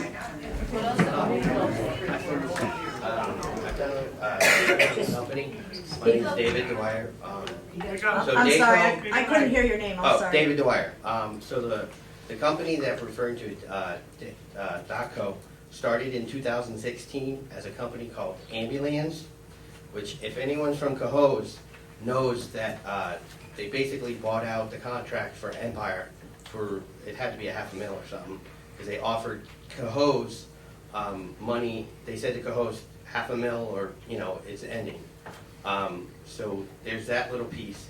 But the company in Salinas, New York, basically kicked the people out of the hotel, but they gave them 5 days. And they said, if the migrants are coming in 5 days, at that time, they had their security, they had their people come with food, so they set it all up. Everyone was actually staying in the hotel, and they even advertised a position as a supervisor, which they're now doing in Schenectady. When the executive from Onondaga, which is Syracuse, the area, got wind of it, he went to the courts, he kicked them out. They threw all the food away, they left in a huff, and I think the reason why they landed on your shores, I talked to the security guys, they're from Brooklyn, they're just doing their jobs. They're not, please don't yell at them or scream at them, they're just doing their jobs. Basically, when they arrived, they had no food. They were actually waiting for food to be delivered. And they were overheated. I brought them some food because, I saw them. I mean, that plate, the hotel is basically where you stick your mother-in-law that you don't like. I mean, it's that what, honestly. It's 5 miles away from a supermarket, from any supermarket, from restaurants. It's really not a place you want to go, you know. And basically, the company is, I hate to tell you, but they're looking at it as it's better to ask for forgiveness than ask for permission. That's what it's about. It's better to ask for forgiveness than permission, because they asked for permission in Salinas and they looked at what happened. Okay. That's exactly right. That's what happened. I'm sorry to tell you this, but it's not pretty, and the contract with New York City, hard to say, you know, how much it went for. Reality is instead of trying to go to the mayor and try to get information, we're no concern to him. I said, if you could get public records for that contract, it's going to be a fight because it is technically under emergency, but that contract will tell you how much they got, how much they paid, what the hourly rate was for all of this. And the ambulance thing, I think the connection to that is they were required to feed them, to house them, and to have medical care. So by buying them off, and because there's nothing in Cohoes that really make money off of, because they're downstate. So what would be the reason in January to take over? Thank you. Mr. Dwyer, can you take my business card? It's on the podium there. Sure. Thank you. If somebody was off. I think there's another.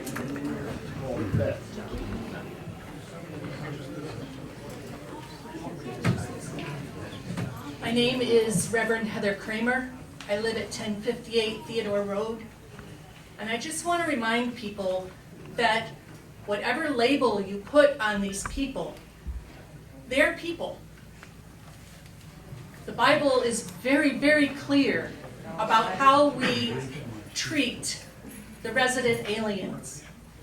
We have a moral obligation, no matter how they got here, to care for these people. Yes! Again, I will remind everybody, I understand the overwhelming majority of you and how you feel, but when someone comes up and wants to voice a different opinion, it is their right, and I ask you to treat them respectfully. That's all I have to say, that they're people, and they deserve basic human needs. It's not their fault that they landed here. Quiet. She has the right to speak just like we did. Right. They're people. Thank you. Thank you.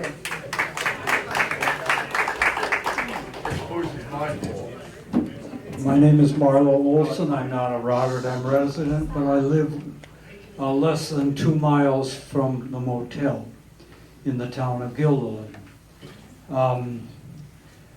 I think, first of all, I want to tell you that I work for a company that believes in American manufacturing.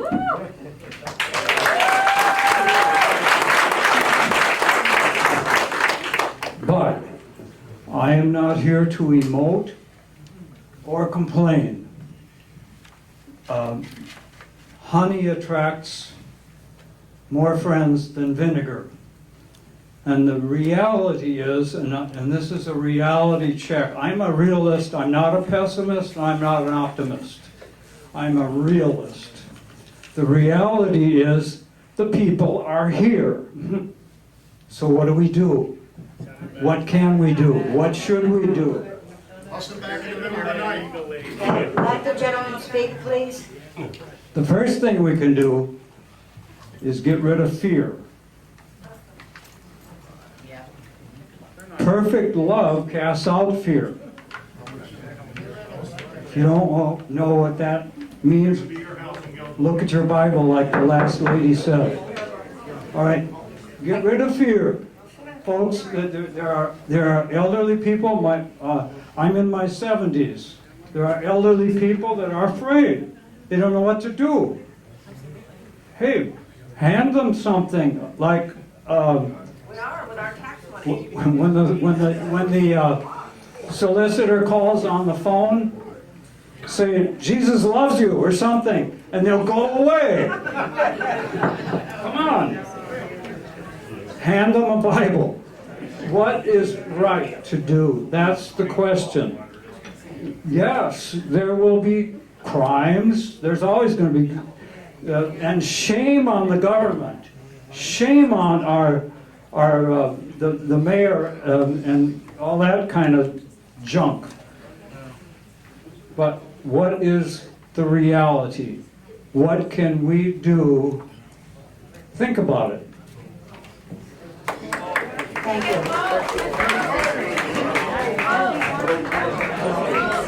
That's it.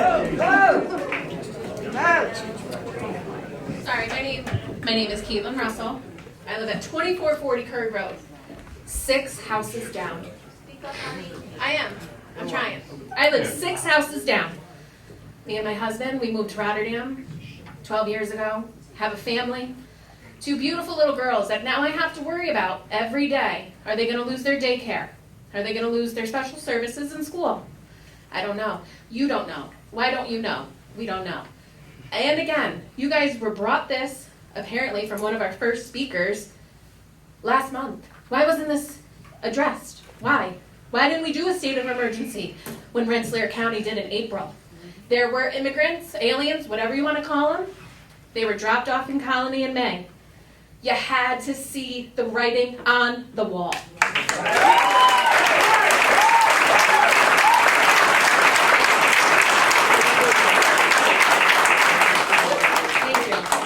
I am so impressed with the turnout tonight, as you should be too. We are all concerned citizens. Americans did not deserve to be displaced, first and foremost. That's right. And I don't think that these people, yes, you are upset about them being here, and I understand that. But I think what we're most concerned about is we're not taking care of our own. We need to take care of our own before anybody else comes into this town. We need to vote on that state of emergency tonight, and it needs to go through. I, as concerned as I am, you should be concerned as well. So please vote yes, get that going, so maybe future buses won't be here in the middle of the night.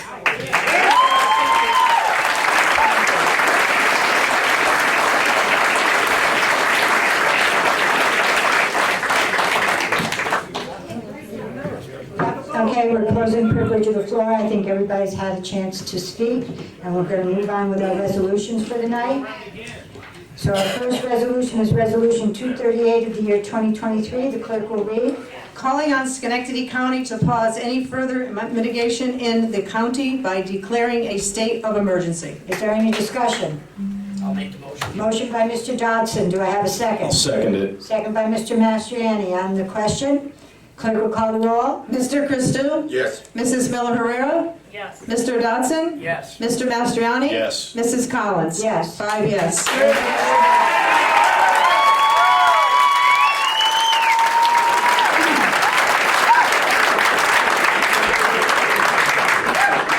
Our next resolution is Resolution 239 of the year 2023. The clerk will read. To declare lead agency for seeker review for the change of zone from a single-family resident R1 to retail business B1 on a portion of tax parcel number 59.19-1-4.1 known as 2917 Hamburg Street. Is there any discussion? Do I have a motion? I'll make the motion. Motion by Mr. Dodson. Do I have a second? I'll second it. Second by Mr. Christou. On the question, clerk will call the roll. Mr. Christou? Yes. Mrs. Miller Herrera? Yes. Mr. Dodson? Yes. Mr. Mastriani? Yes. Mrs. Collins? Yes. 5 yes. Resolution passes. Resolution number 240 of the year 2023. The clerk will read. To authorize an emergency purchase and installation of a Hydro Stop Insta valve to the Curry Road water main. Okay, is there any discussion? Yes, there is, Madam Supervisor. Can I get clarification on how this is an emergency purchase versus the other quote that isn't? I think because we're trying to do the scheduling with the company, and it might have to be done on a Saturday. If there's can schedule between the hours, just so the people here know, we've had a sewer line that has collapsed at the end of Robinwood. It is by a 20-inch main, and it's also 11 foot down. If we go to start to dig to fix the sewer line, there's a good chance that we could possibly hit the 20-inch water main, and then we're going to have problems. What we want to do is cut in a valve in that area that's been long needed, and that way we'll turn off the water in a smaller part of town to make the repair. It was originally scheduled for a Saturday, and that was what the $59,960 is for. If we can schedule, and because it's on the corner of Curry Road and Robinwood, it's a state highway? State highway. So New York State DOT is telling us we can't do it on a Monday. They don't want us to do it on a Friday. So if we can't schedule it on either a Tuesday, Wednesday, or Thursday, it would have to be done on a Saturday, and that's why the extra cost. If we can schedule it, then it'll be $48,000 instead of $59,000. Our idea was to pass. It doesn't, just because this says the amount of $59,960, that's not to be exceeded. If we can cut it in on a Tuesday, Wednesday, or Thursday, and it only costs us $48,000, the money has already been allocated, and we're okay. Move for the question. Pardon me? I said move for the question. Okay. All right. Do I have a motion? I'll make the motion. Motion by Mr. Dodson. Do I have a second? I'll second it. Second by Mr. Christou on the question. Clerk will call the roll. Mr. Christou? Yes. Mrs. Miller Herrera? Yes. Mr. Dodson? Yes. Mr. Mastriani? Yes. Mrs. Collins? Yes. 5 yes. Resolution passes. I would now like to have a motion from the floor for Resolution 241 of the year 2023, which is to recognize the introduction of local law blank of 2023 to amend Chapter 150, hawking, peddling, and soliciting, and scheduling a public hearing thereon. I'll make that motion. Motion by Mr. Dodson. Do I have a second? I'll second it. Motion by Mr. Mastriani. Clerk will call the roll. Mr. Christou? Yes. Mrs. Miller Herrera? Yes. Mr. Dodson? Yes. Mr. Mastriani? Yes. And Mrs. Collins? Yes. Motion passes, so now will the clerk please read resolution number 241 of the year 2023. To recognize the introduction of local law number blank of 2023 to amend Chapter 150, hawking, peddling, and soliciting, and scheduling a public hearing thereon. Is there any discussion?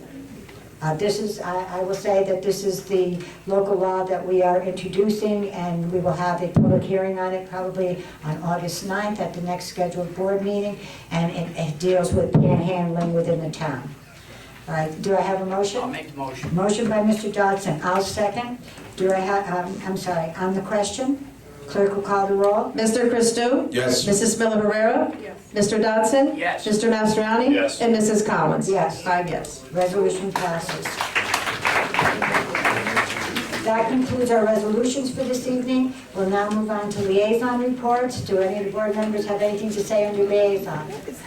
The Energy Committee's moving along with battery energy storage code, and that's at a reasonable pace, so just wanted to alert the board.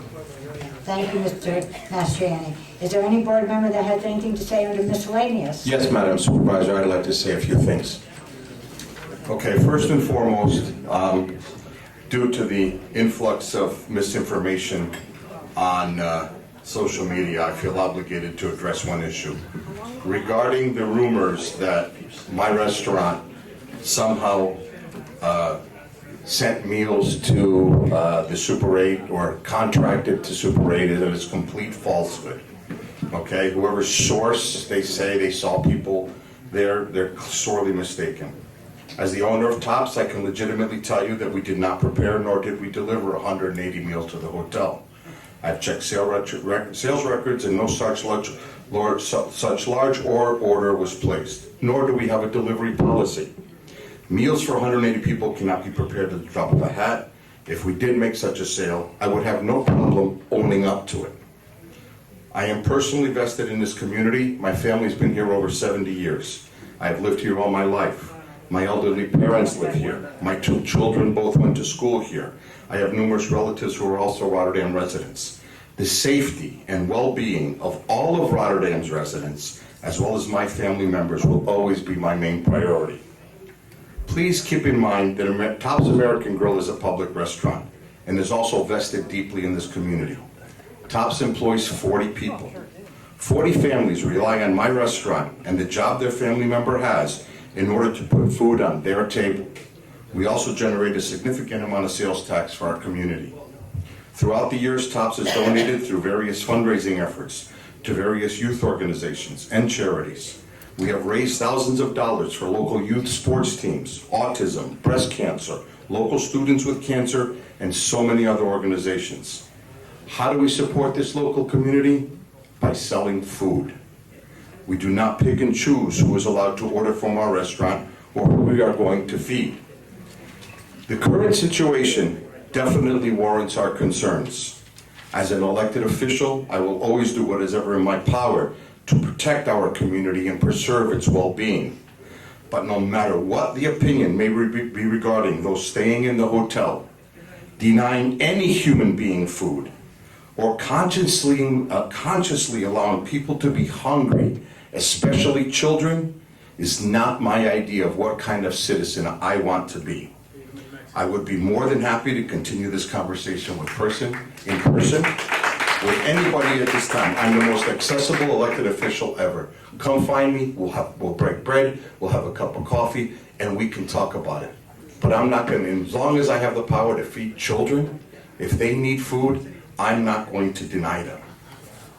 Now, regarding the situation at the Super 8, in my humble opinion, this is not a binary issue or a black and white issue.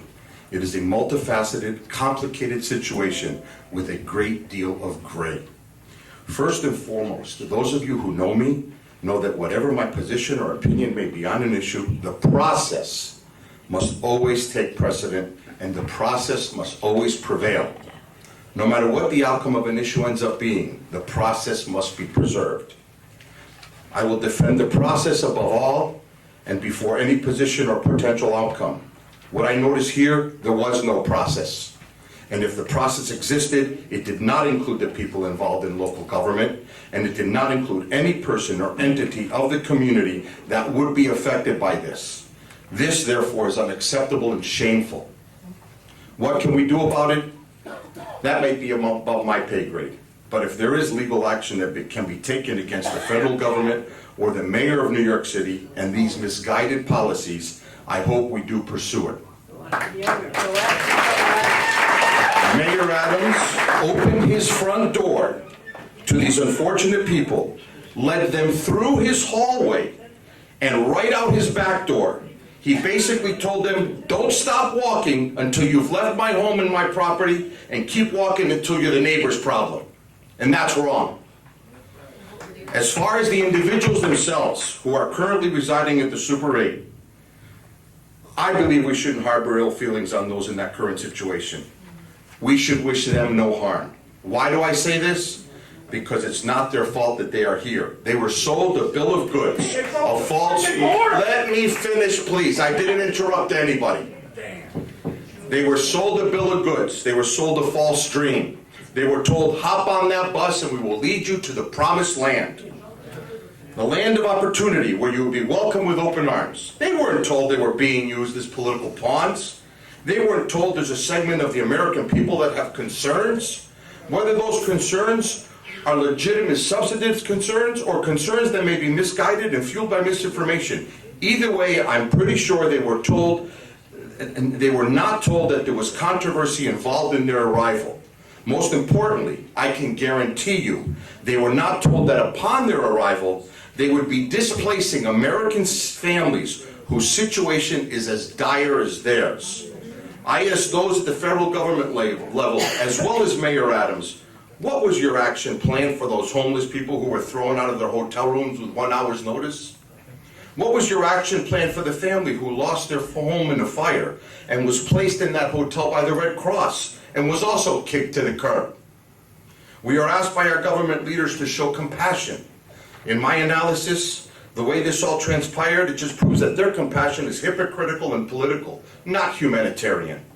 How can you claim compassion when throwing American citizens out into the street? Our community has the inalienable right to be concerned. Not everyone who has concern is a xenophobe or a racist or a white supremacist, nor would I ever condone that type of behavior. I am a child of immigrants, and I'm very familiar with conditions of where some of these migrants come from. But there are legitimate concerns, and many of you voiced them here tonight. Concerns that we need to be addressed above and beyond the local level, considering that the fact that we had no say in this. We were not part of the process. Some of those concerns are, but not limited to, safety and security. No one seems to have the answer to the question, have these migrants been vetted in any way, shape, or form? If they have, can we have the documents involved in the vetting process? It has also been stated that residents of the hotel are wandering off into neighborhoods and knocking on residents' doors.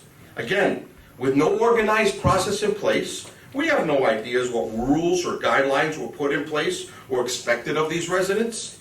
This needs to be addressed immediately for the safety and well-being of both our town residents and the residents of the hotel. Secondly, what is the burden to our local taxpayers? The first night the buses pulled in, there was a police present on site.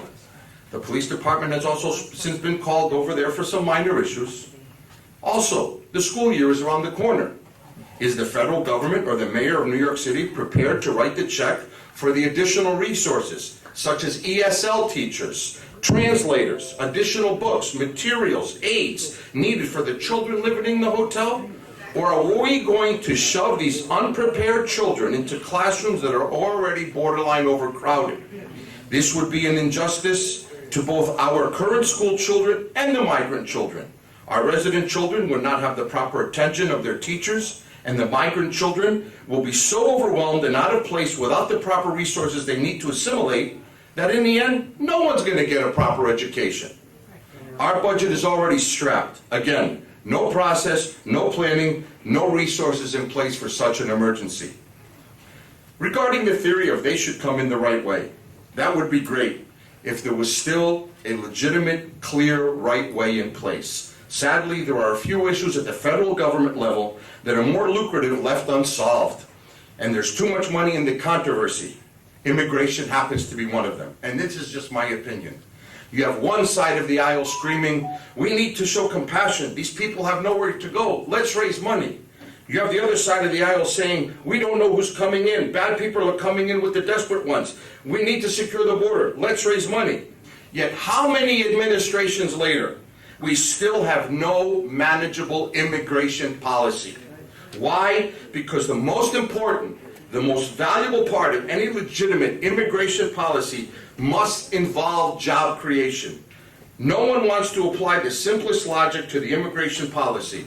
If you are given the privilege and the path to enter this country, come, work, and contribute more than you take. Instead, we get a lot of warm and fuzzy feelings from our federal officials, but no substance. Okay? Above and beyond the opportunities for employers to fill jobs that most Americans don't want to do, imagine what a job would do for the self-esteem and the dignity of these people wanting to come into this country. Back in the 1980s, the Reagan administration had a similar crisis with asylum seekers from Afghanistan. There was a process in place. Many of those asylum seekers landed in the capital region. They started out with certain assistance, but the process allowed them to migrate into the workforce. If I'm not mistaken, right now there's a 180-day freeze before any of these folks can go through the process to seek a work visa. Okay? How does that make any sense? I had the privilege of working with a number of these individuals from Afghanistan. They proved to be productive members of society. Many went even on to create their own businesses and proudly became American citizens. Outrage and frustration is most definitely warranted.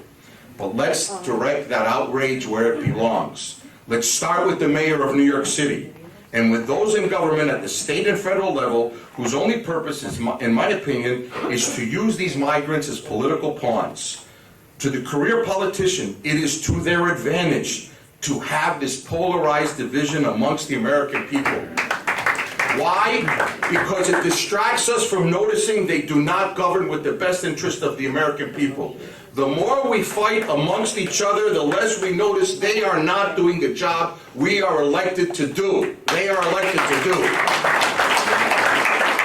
Throughout my adult life, I have interacted with immigrants. I am a child of immigrants. This country was built on the backs of immigrants. And yes, since the late 1800s, many started out by getting off a boat somewhere, and when that boat returned to their homeland, some of them just stayed behind and made America their homeland. Some even fought in the First or Second World War to earn their citizenship. Just take a moment to imagine their plight and how dire their situation must be. Many risk everything to get to this great country of ours. They risk their lives, the safety and well-being of their entire family. Imagine a situation so scary that the possibility of death is worth risking trying to successfully come to America. And for those who do make it over the border, the cost is unimaginable. Many have to pay what is called a mule, which is basically a smuggling agent. If by some miracle a migrant is able to find a job, paying that mule off may cost as much as their entire first year's salary. These migrants are as much victims of this mess as we are. These migrants are not the villains. The true villains are those in our government who allowed this mess to happen. Not only by their actions, but by their inactions. I urge all of you, no matter where you stand on this, do not let this situation take away our humanity. Spewing hatred is not going to resolve anything. Let's continue to be kind, compassionate, and neighborly. Thank you.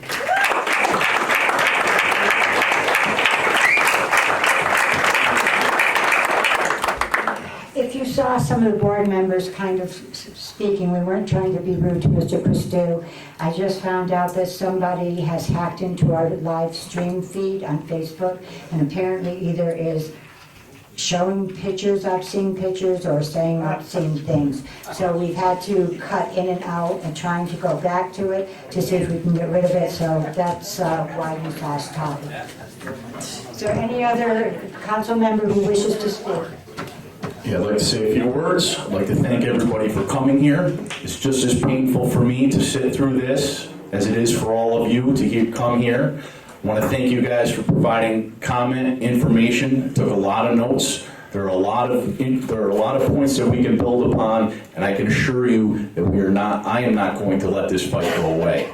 We have been invaded by this DocGo agency, referred to as the agency that has treated me, this town, this county, and all of you with such incredible disrespect, without any sense of cooperation, providing any information to be able to shed any light on any of the questions that you have. It is absolutely ridiculous. And as Mr. Lundy said, if they want to play games, we're going to play games back, and I'm going to play games back as well. I've made countless numbers of attempts to try and find this information, to reach out to this agency, to find out a few questions.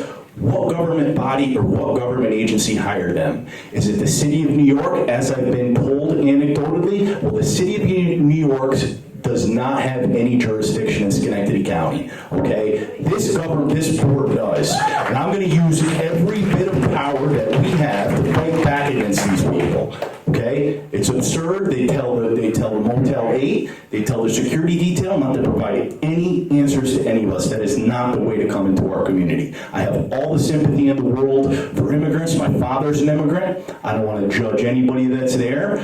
We need to know some information. You guys need to know some information. As far as who's paying for this, the police department in the town of Rotterdam are keeping careful track of every unfunded mandate and cost, every officer that we hire, every additional shift that we put on. And we are going to pursue the City of New York, with the federal government, Homeland Security, with lawsuits that are going to charge them with funding those costs. They do not come out of your pockets. You did not ask for that. You did not vote for it.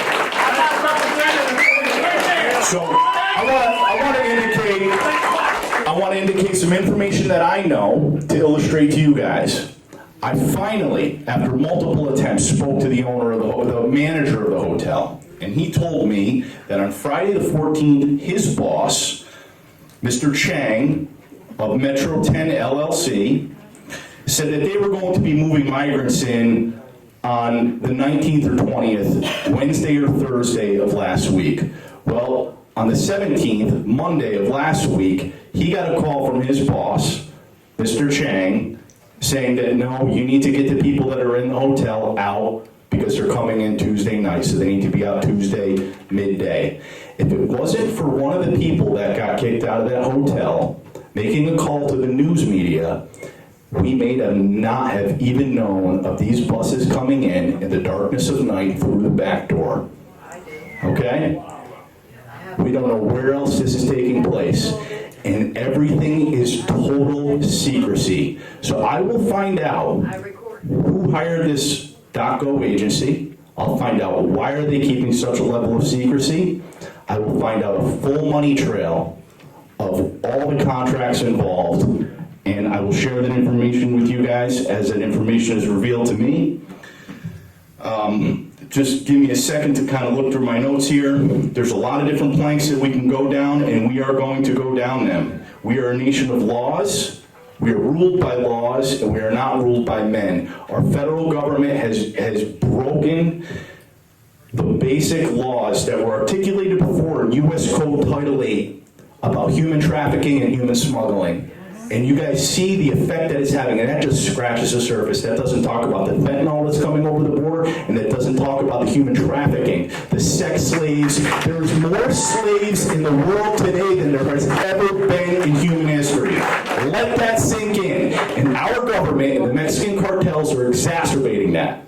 Okay? So I want to thank you guys for coming here, for speaking your minds, but this does not end here, okay? Just showing up to vote or showing up at one town board meeting, that's not enough. We are citizens of this country, and as citizens, we have a responsibility to be involved in our government. It is a government of the people, by the people, for the people. So you guys need to be involved in this process and pay attention as things unfold.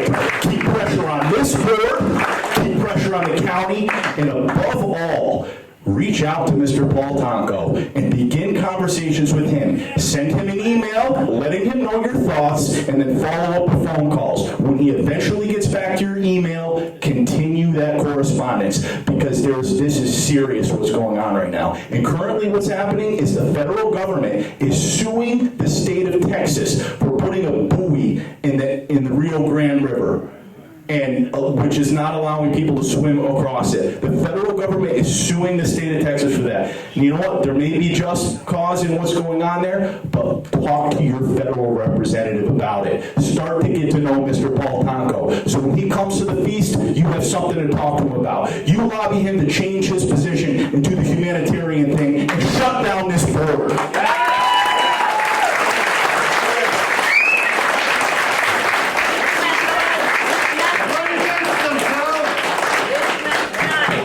Supervisor's running the meeting. We can talk after. No. I want this on record. Ms. Collins, may I please say one thing? No, I'm sorry. We'll talk We're out soon. of part now. You can speak to any board member that wishes to be here afterwards, but is there any other board member that wishes to speak under miscellaneous? I do. Here. So I'm going to come at this from the pragmatic standpoint. You know, I've heard all the rhetoric tonight. I've heard all the political speeches. This bottom line is this comes down to the federal government shoving this and the state government down our throats. Okay, we can talk all day long about how we're going to try to resolve this situation. They're going to keep pounding it to us. You know why? Because they want us to pay. They want us again to assimilate these people that are at the motel into our town and county. Bottom line. So Brenda, I always have to go back to you. You asked the question, who's footing the bill? We are. Okay, bottom line. Let's answer the question. Immigrants arrived. We'll call them whatever you guys want to call them. They've already signed up for health insurance. Okay? Already got health insurance. Okay? So just digest some of this information. We can continue to have this full conversation, but the reality of the situation is they're being integrated in. There's heavy pressure from above, the federal and state government coming down on this town to assimilate these people, potentially more people, into our town and into our county. It's not just happening in Rotterdam. It's not just happening in Schenectady County. We listen to the news. We know this is being done throughout the state. It's also being done throughout other states, okay? Have they been vetted? Boy, we've been trying. We know they have identification, not anything that they provide to us, but Chief, I think you've mentioned that they do have some sort of identification? That's correct. Okay, so we know that they do have some identification. Not necessarily our state identification, but they probably have some sort of federal identification. Have they been vetted? Hold on, no, from our standpoint, and have they been vetted? Not from our standpoint, maybe from the federal government standpoint, but certainly not from the town of Rotterdam at all, okay? Are they gonna be educated in our schools? Absolutely.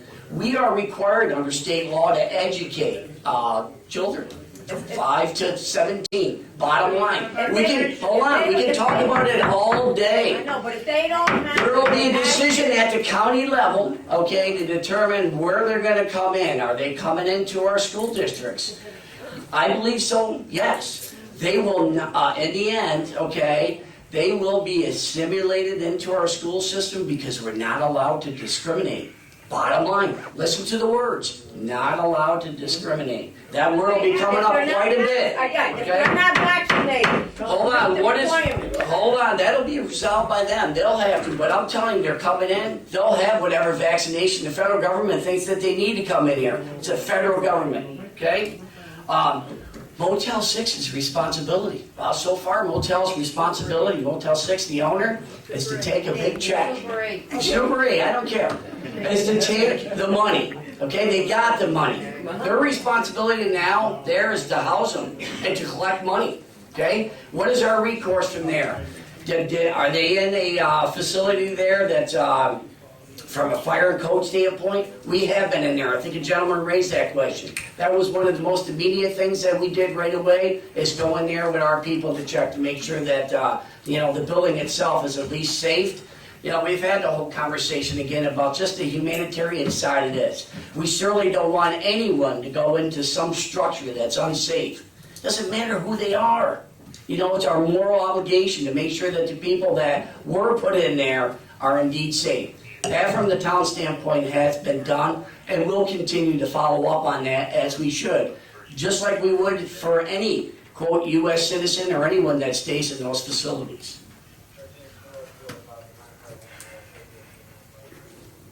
So, you got down again, Brenda, to Rotterdam shouldn't be footing the bill. I'm telling you right now, Rotterdam will foot some of this bill. We can have the conversation. Joe mentioned it already. We have been tracking this from day one. What are the additional costs? We reached out to Chief Brown right from the beginning to say, hey, we need additional resources.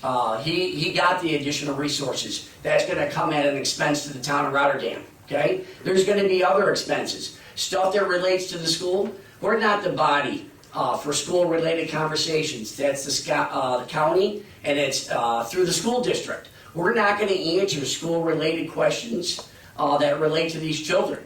We're going to hear them from you, but the right source to get that information is from the county and from the school district. No, I pulled my kids out of school. So you still want to cater to them? Hey, has anybody reached out to Kathy Hochul?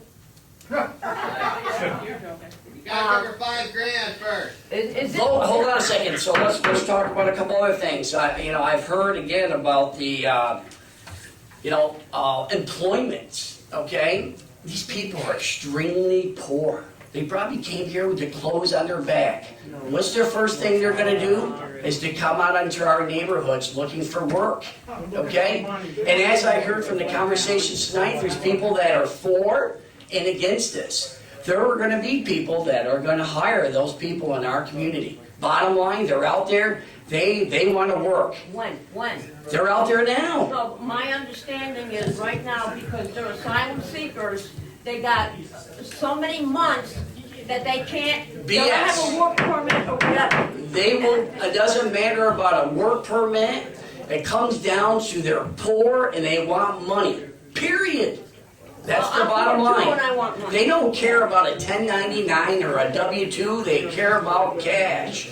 That's why they're in neighborhoods. That's why we have to take action like we did relative to soliciting and panhandling. They're going to be out there. Okay?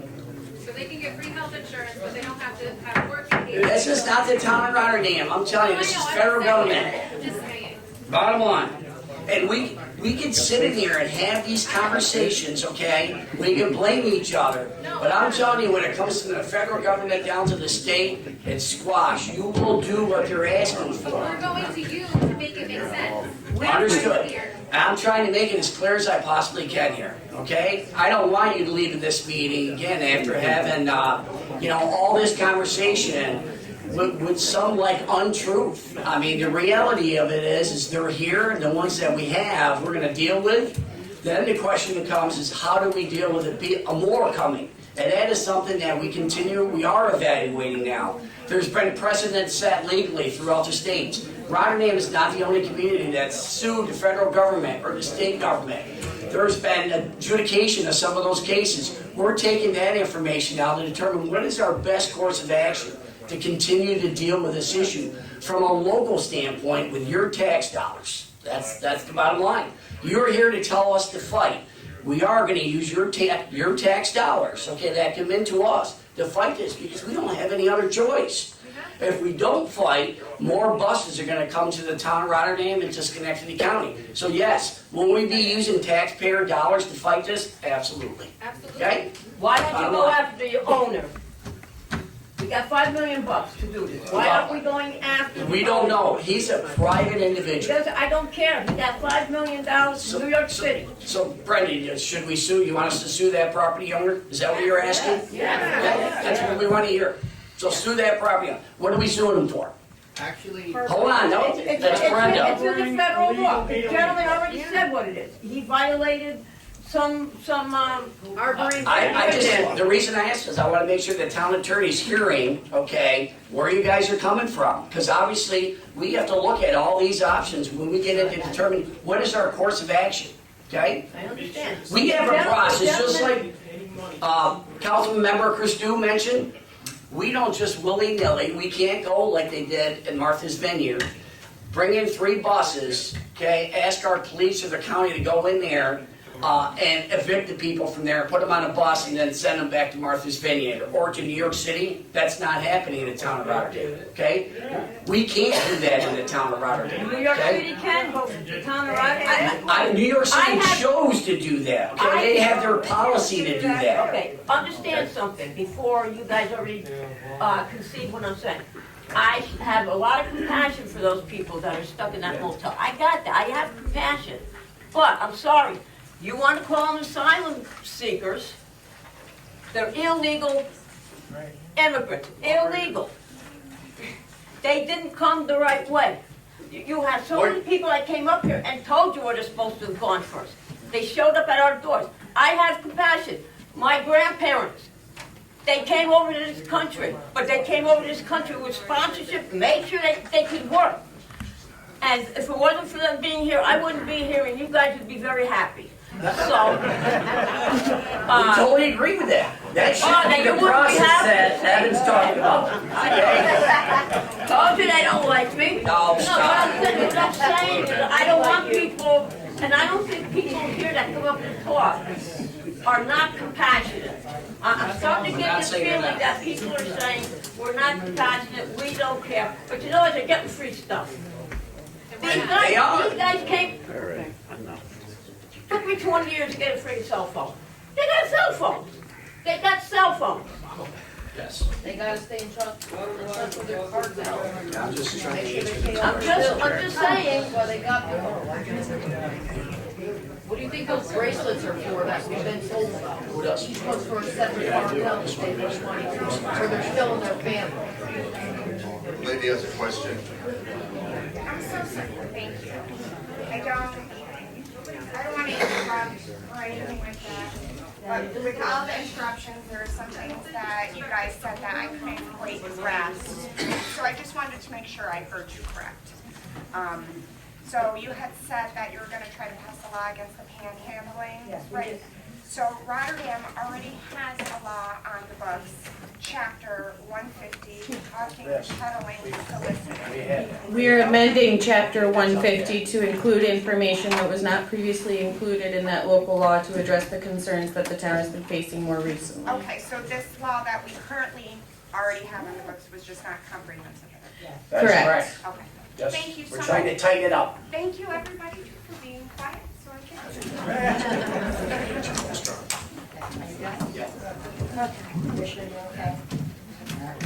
All right, I've already given, what I said. You know, I must be tired too. I told you what I had, all the information I have from this past Tuesday to the present. As we continue to get more information, and we will push for more information, we are in contact with the county so that we can get the information from them. Again, a lot of the services that will be offered are going to be from the county, such as the Department of Social Services, the Department of Health. We have been in contact with our attorney for the past couple days to see what legal action, if any, can be taken. And I again would just state what some of the other people said. I understand that everybody feels very strongly about this. That's fine. I keep my personal opinions to myself. That's not my role here right now. But I'm asking that at least treat each other with respect. That's all I ask. You know, there's an old saying that says, a house divided will soon fall. And the more that people can fight with each other, the more, like Councilmember Cousteau said, it keeps us from not watching what's really going on. So I ask you, this is America, everybody's entitled to their own opinion. I just ask that you be respectful to each other. Okay? And could you guys on the board tell us that are here and outside, what can we do? It's very simple. Contact Paul Tonko. I want to see pictures of Brenda and Paul Tonko, like, in the newspaper, talking to each other, walking down the street. Madam Supervisor, I move for adjournment. I second the motion. Everybody in favor? Aye.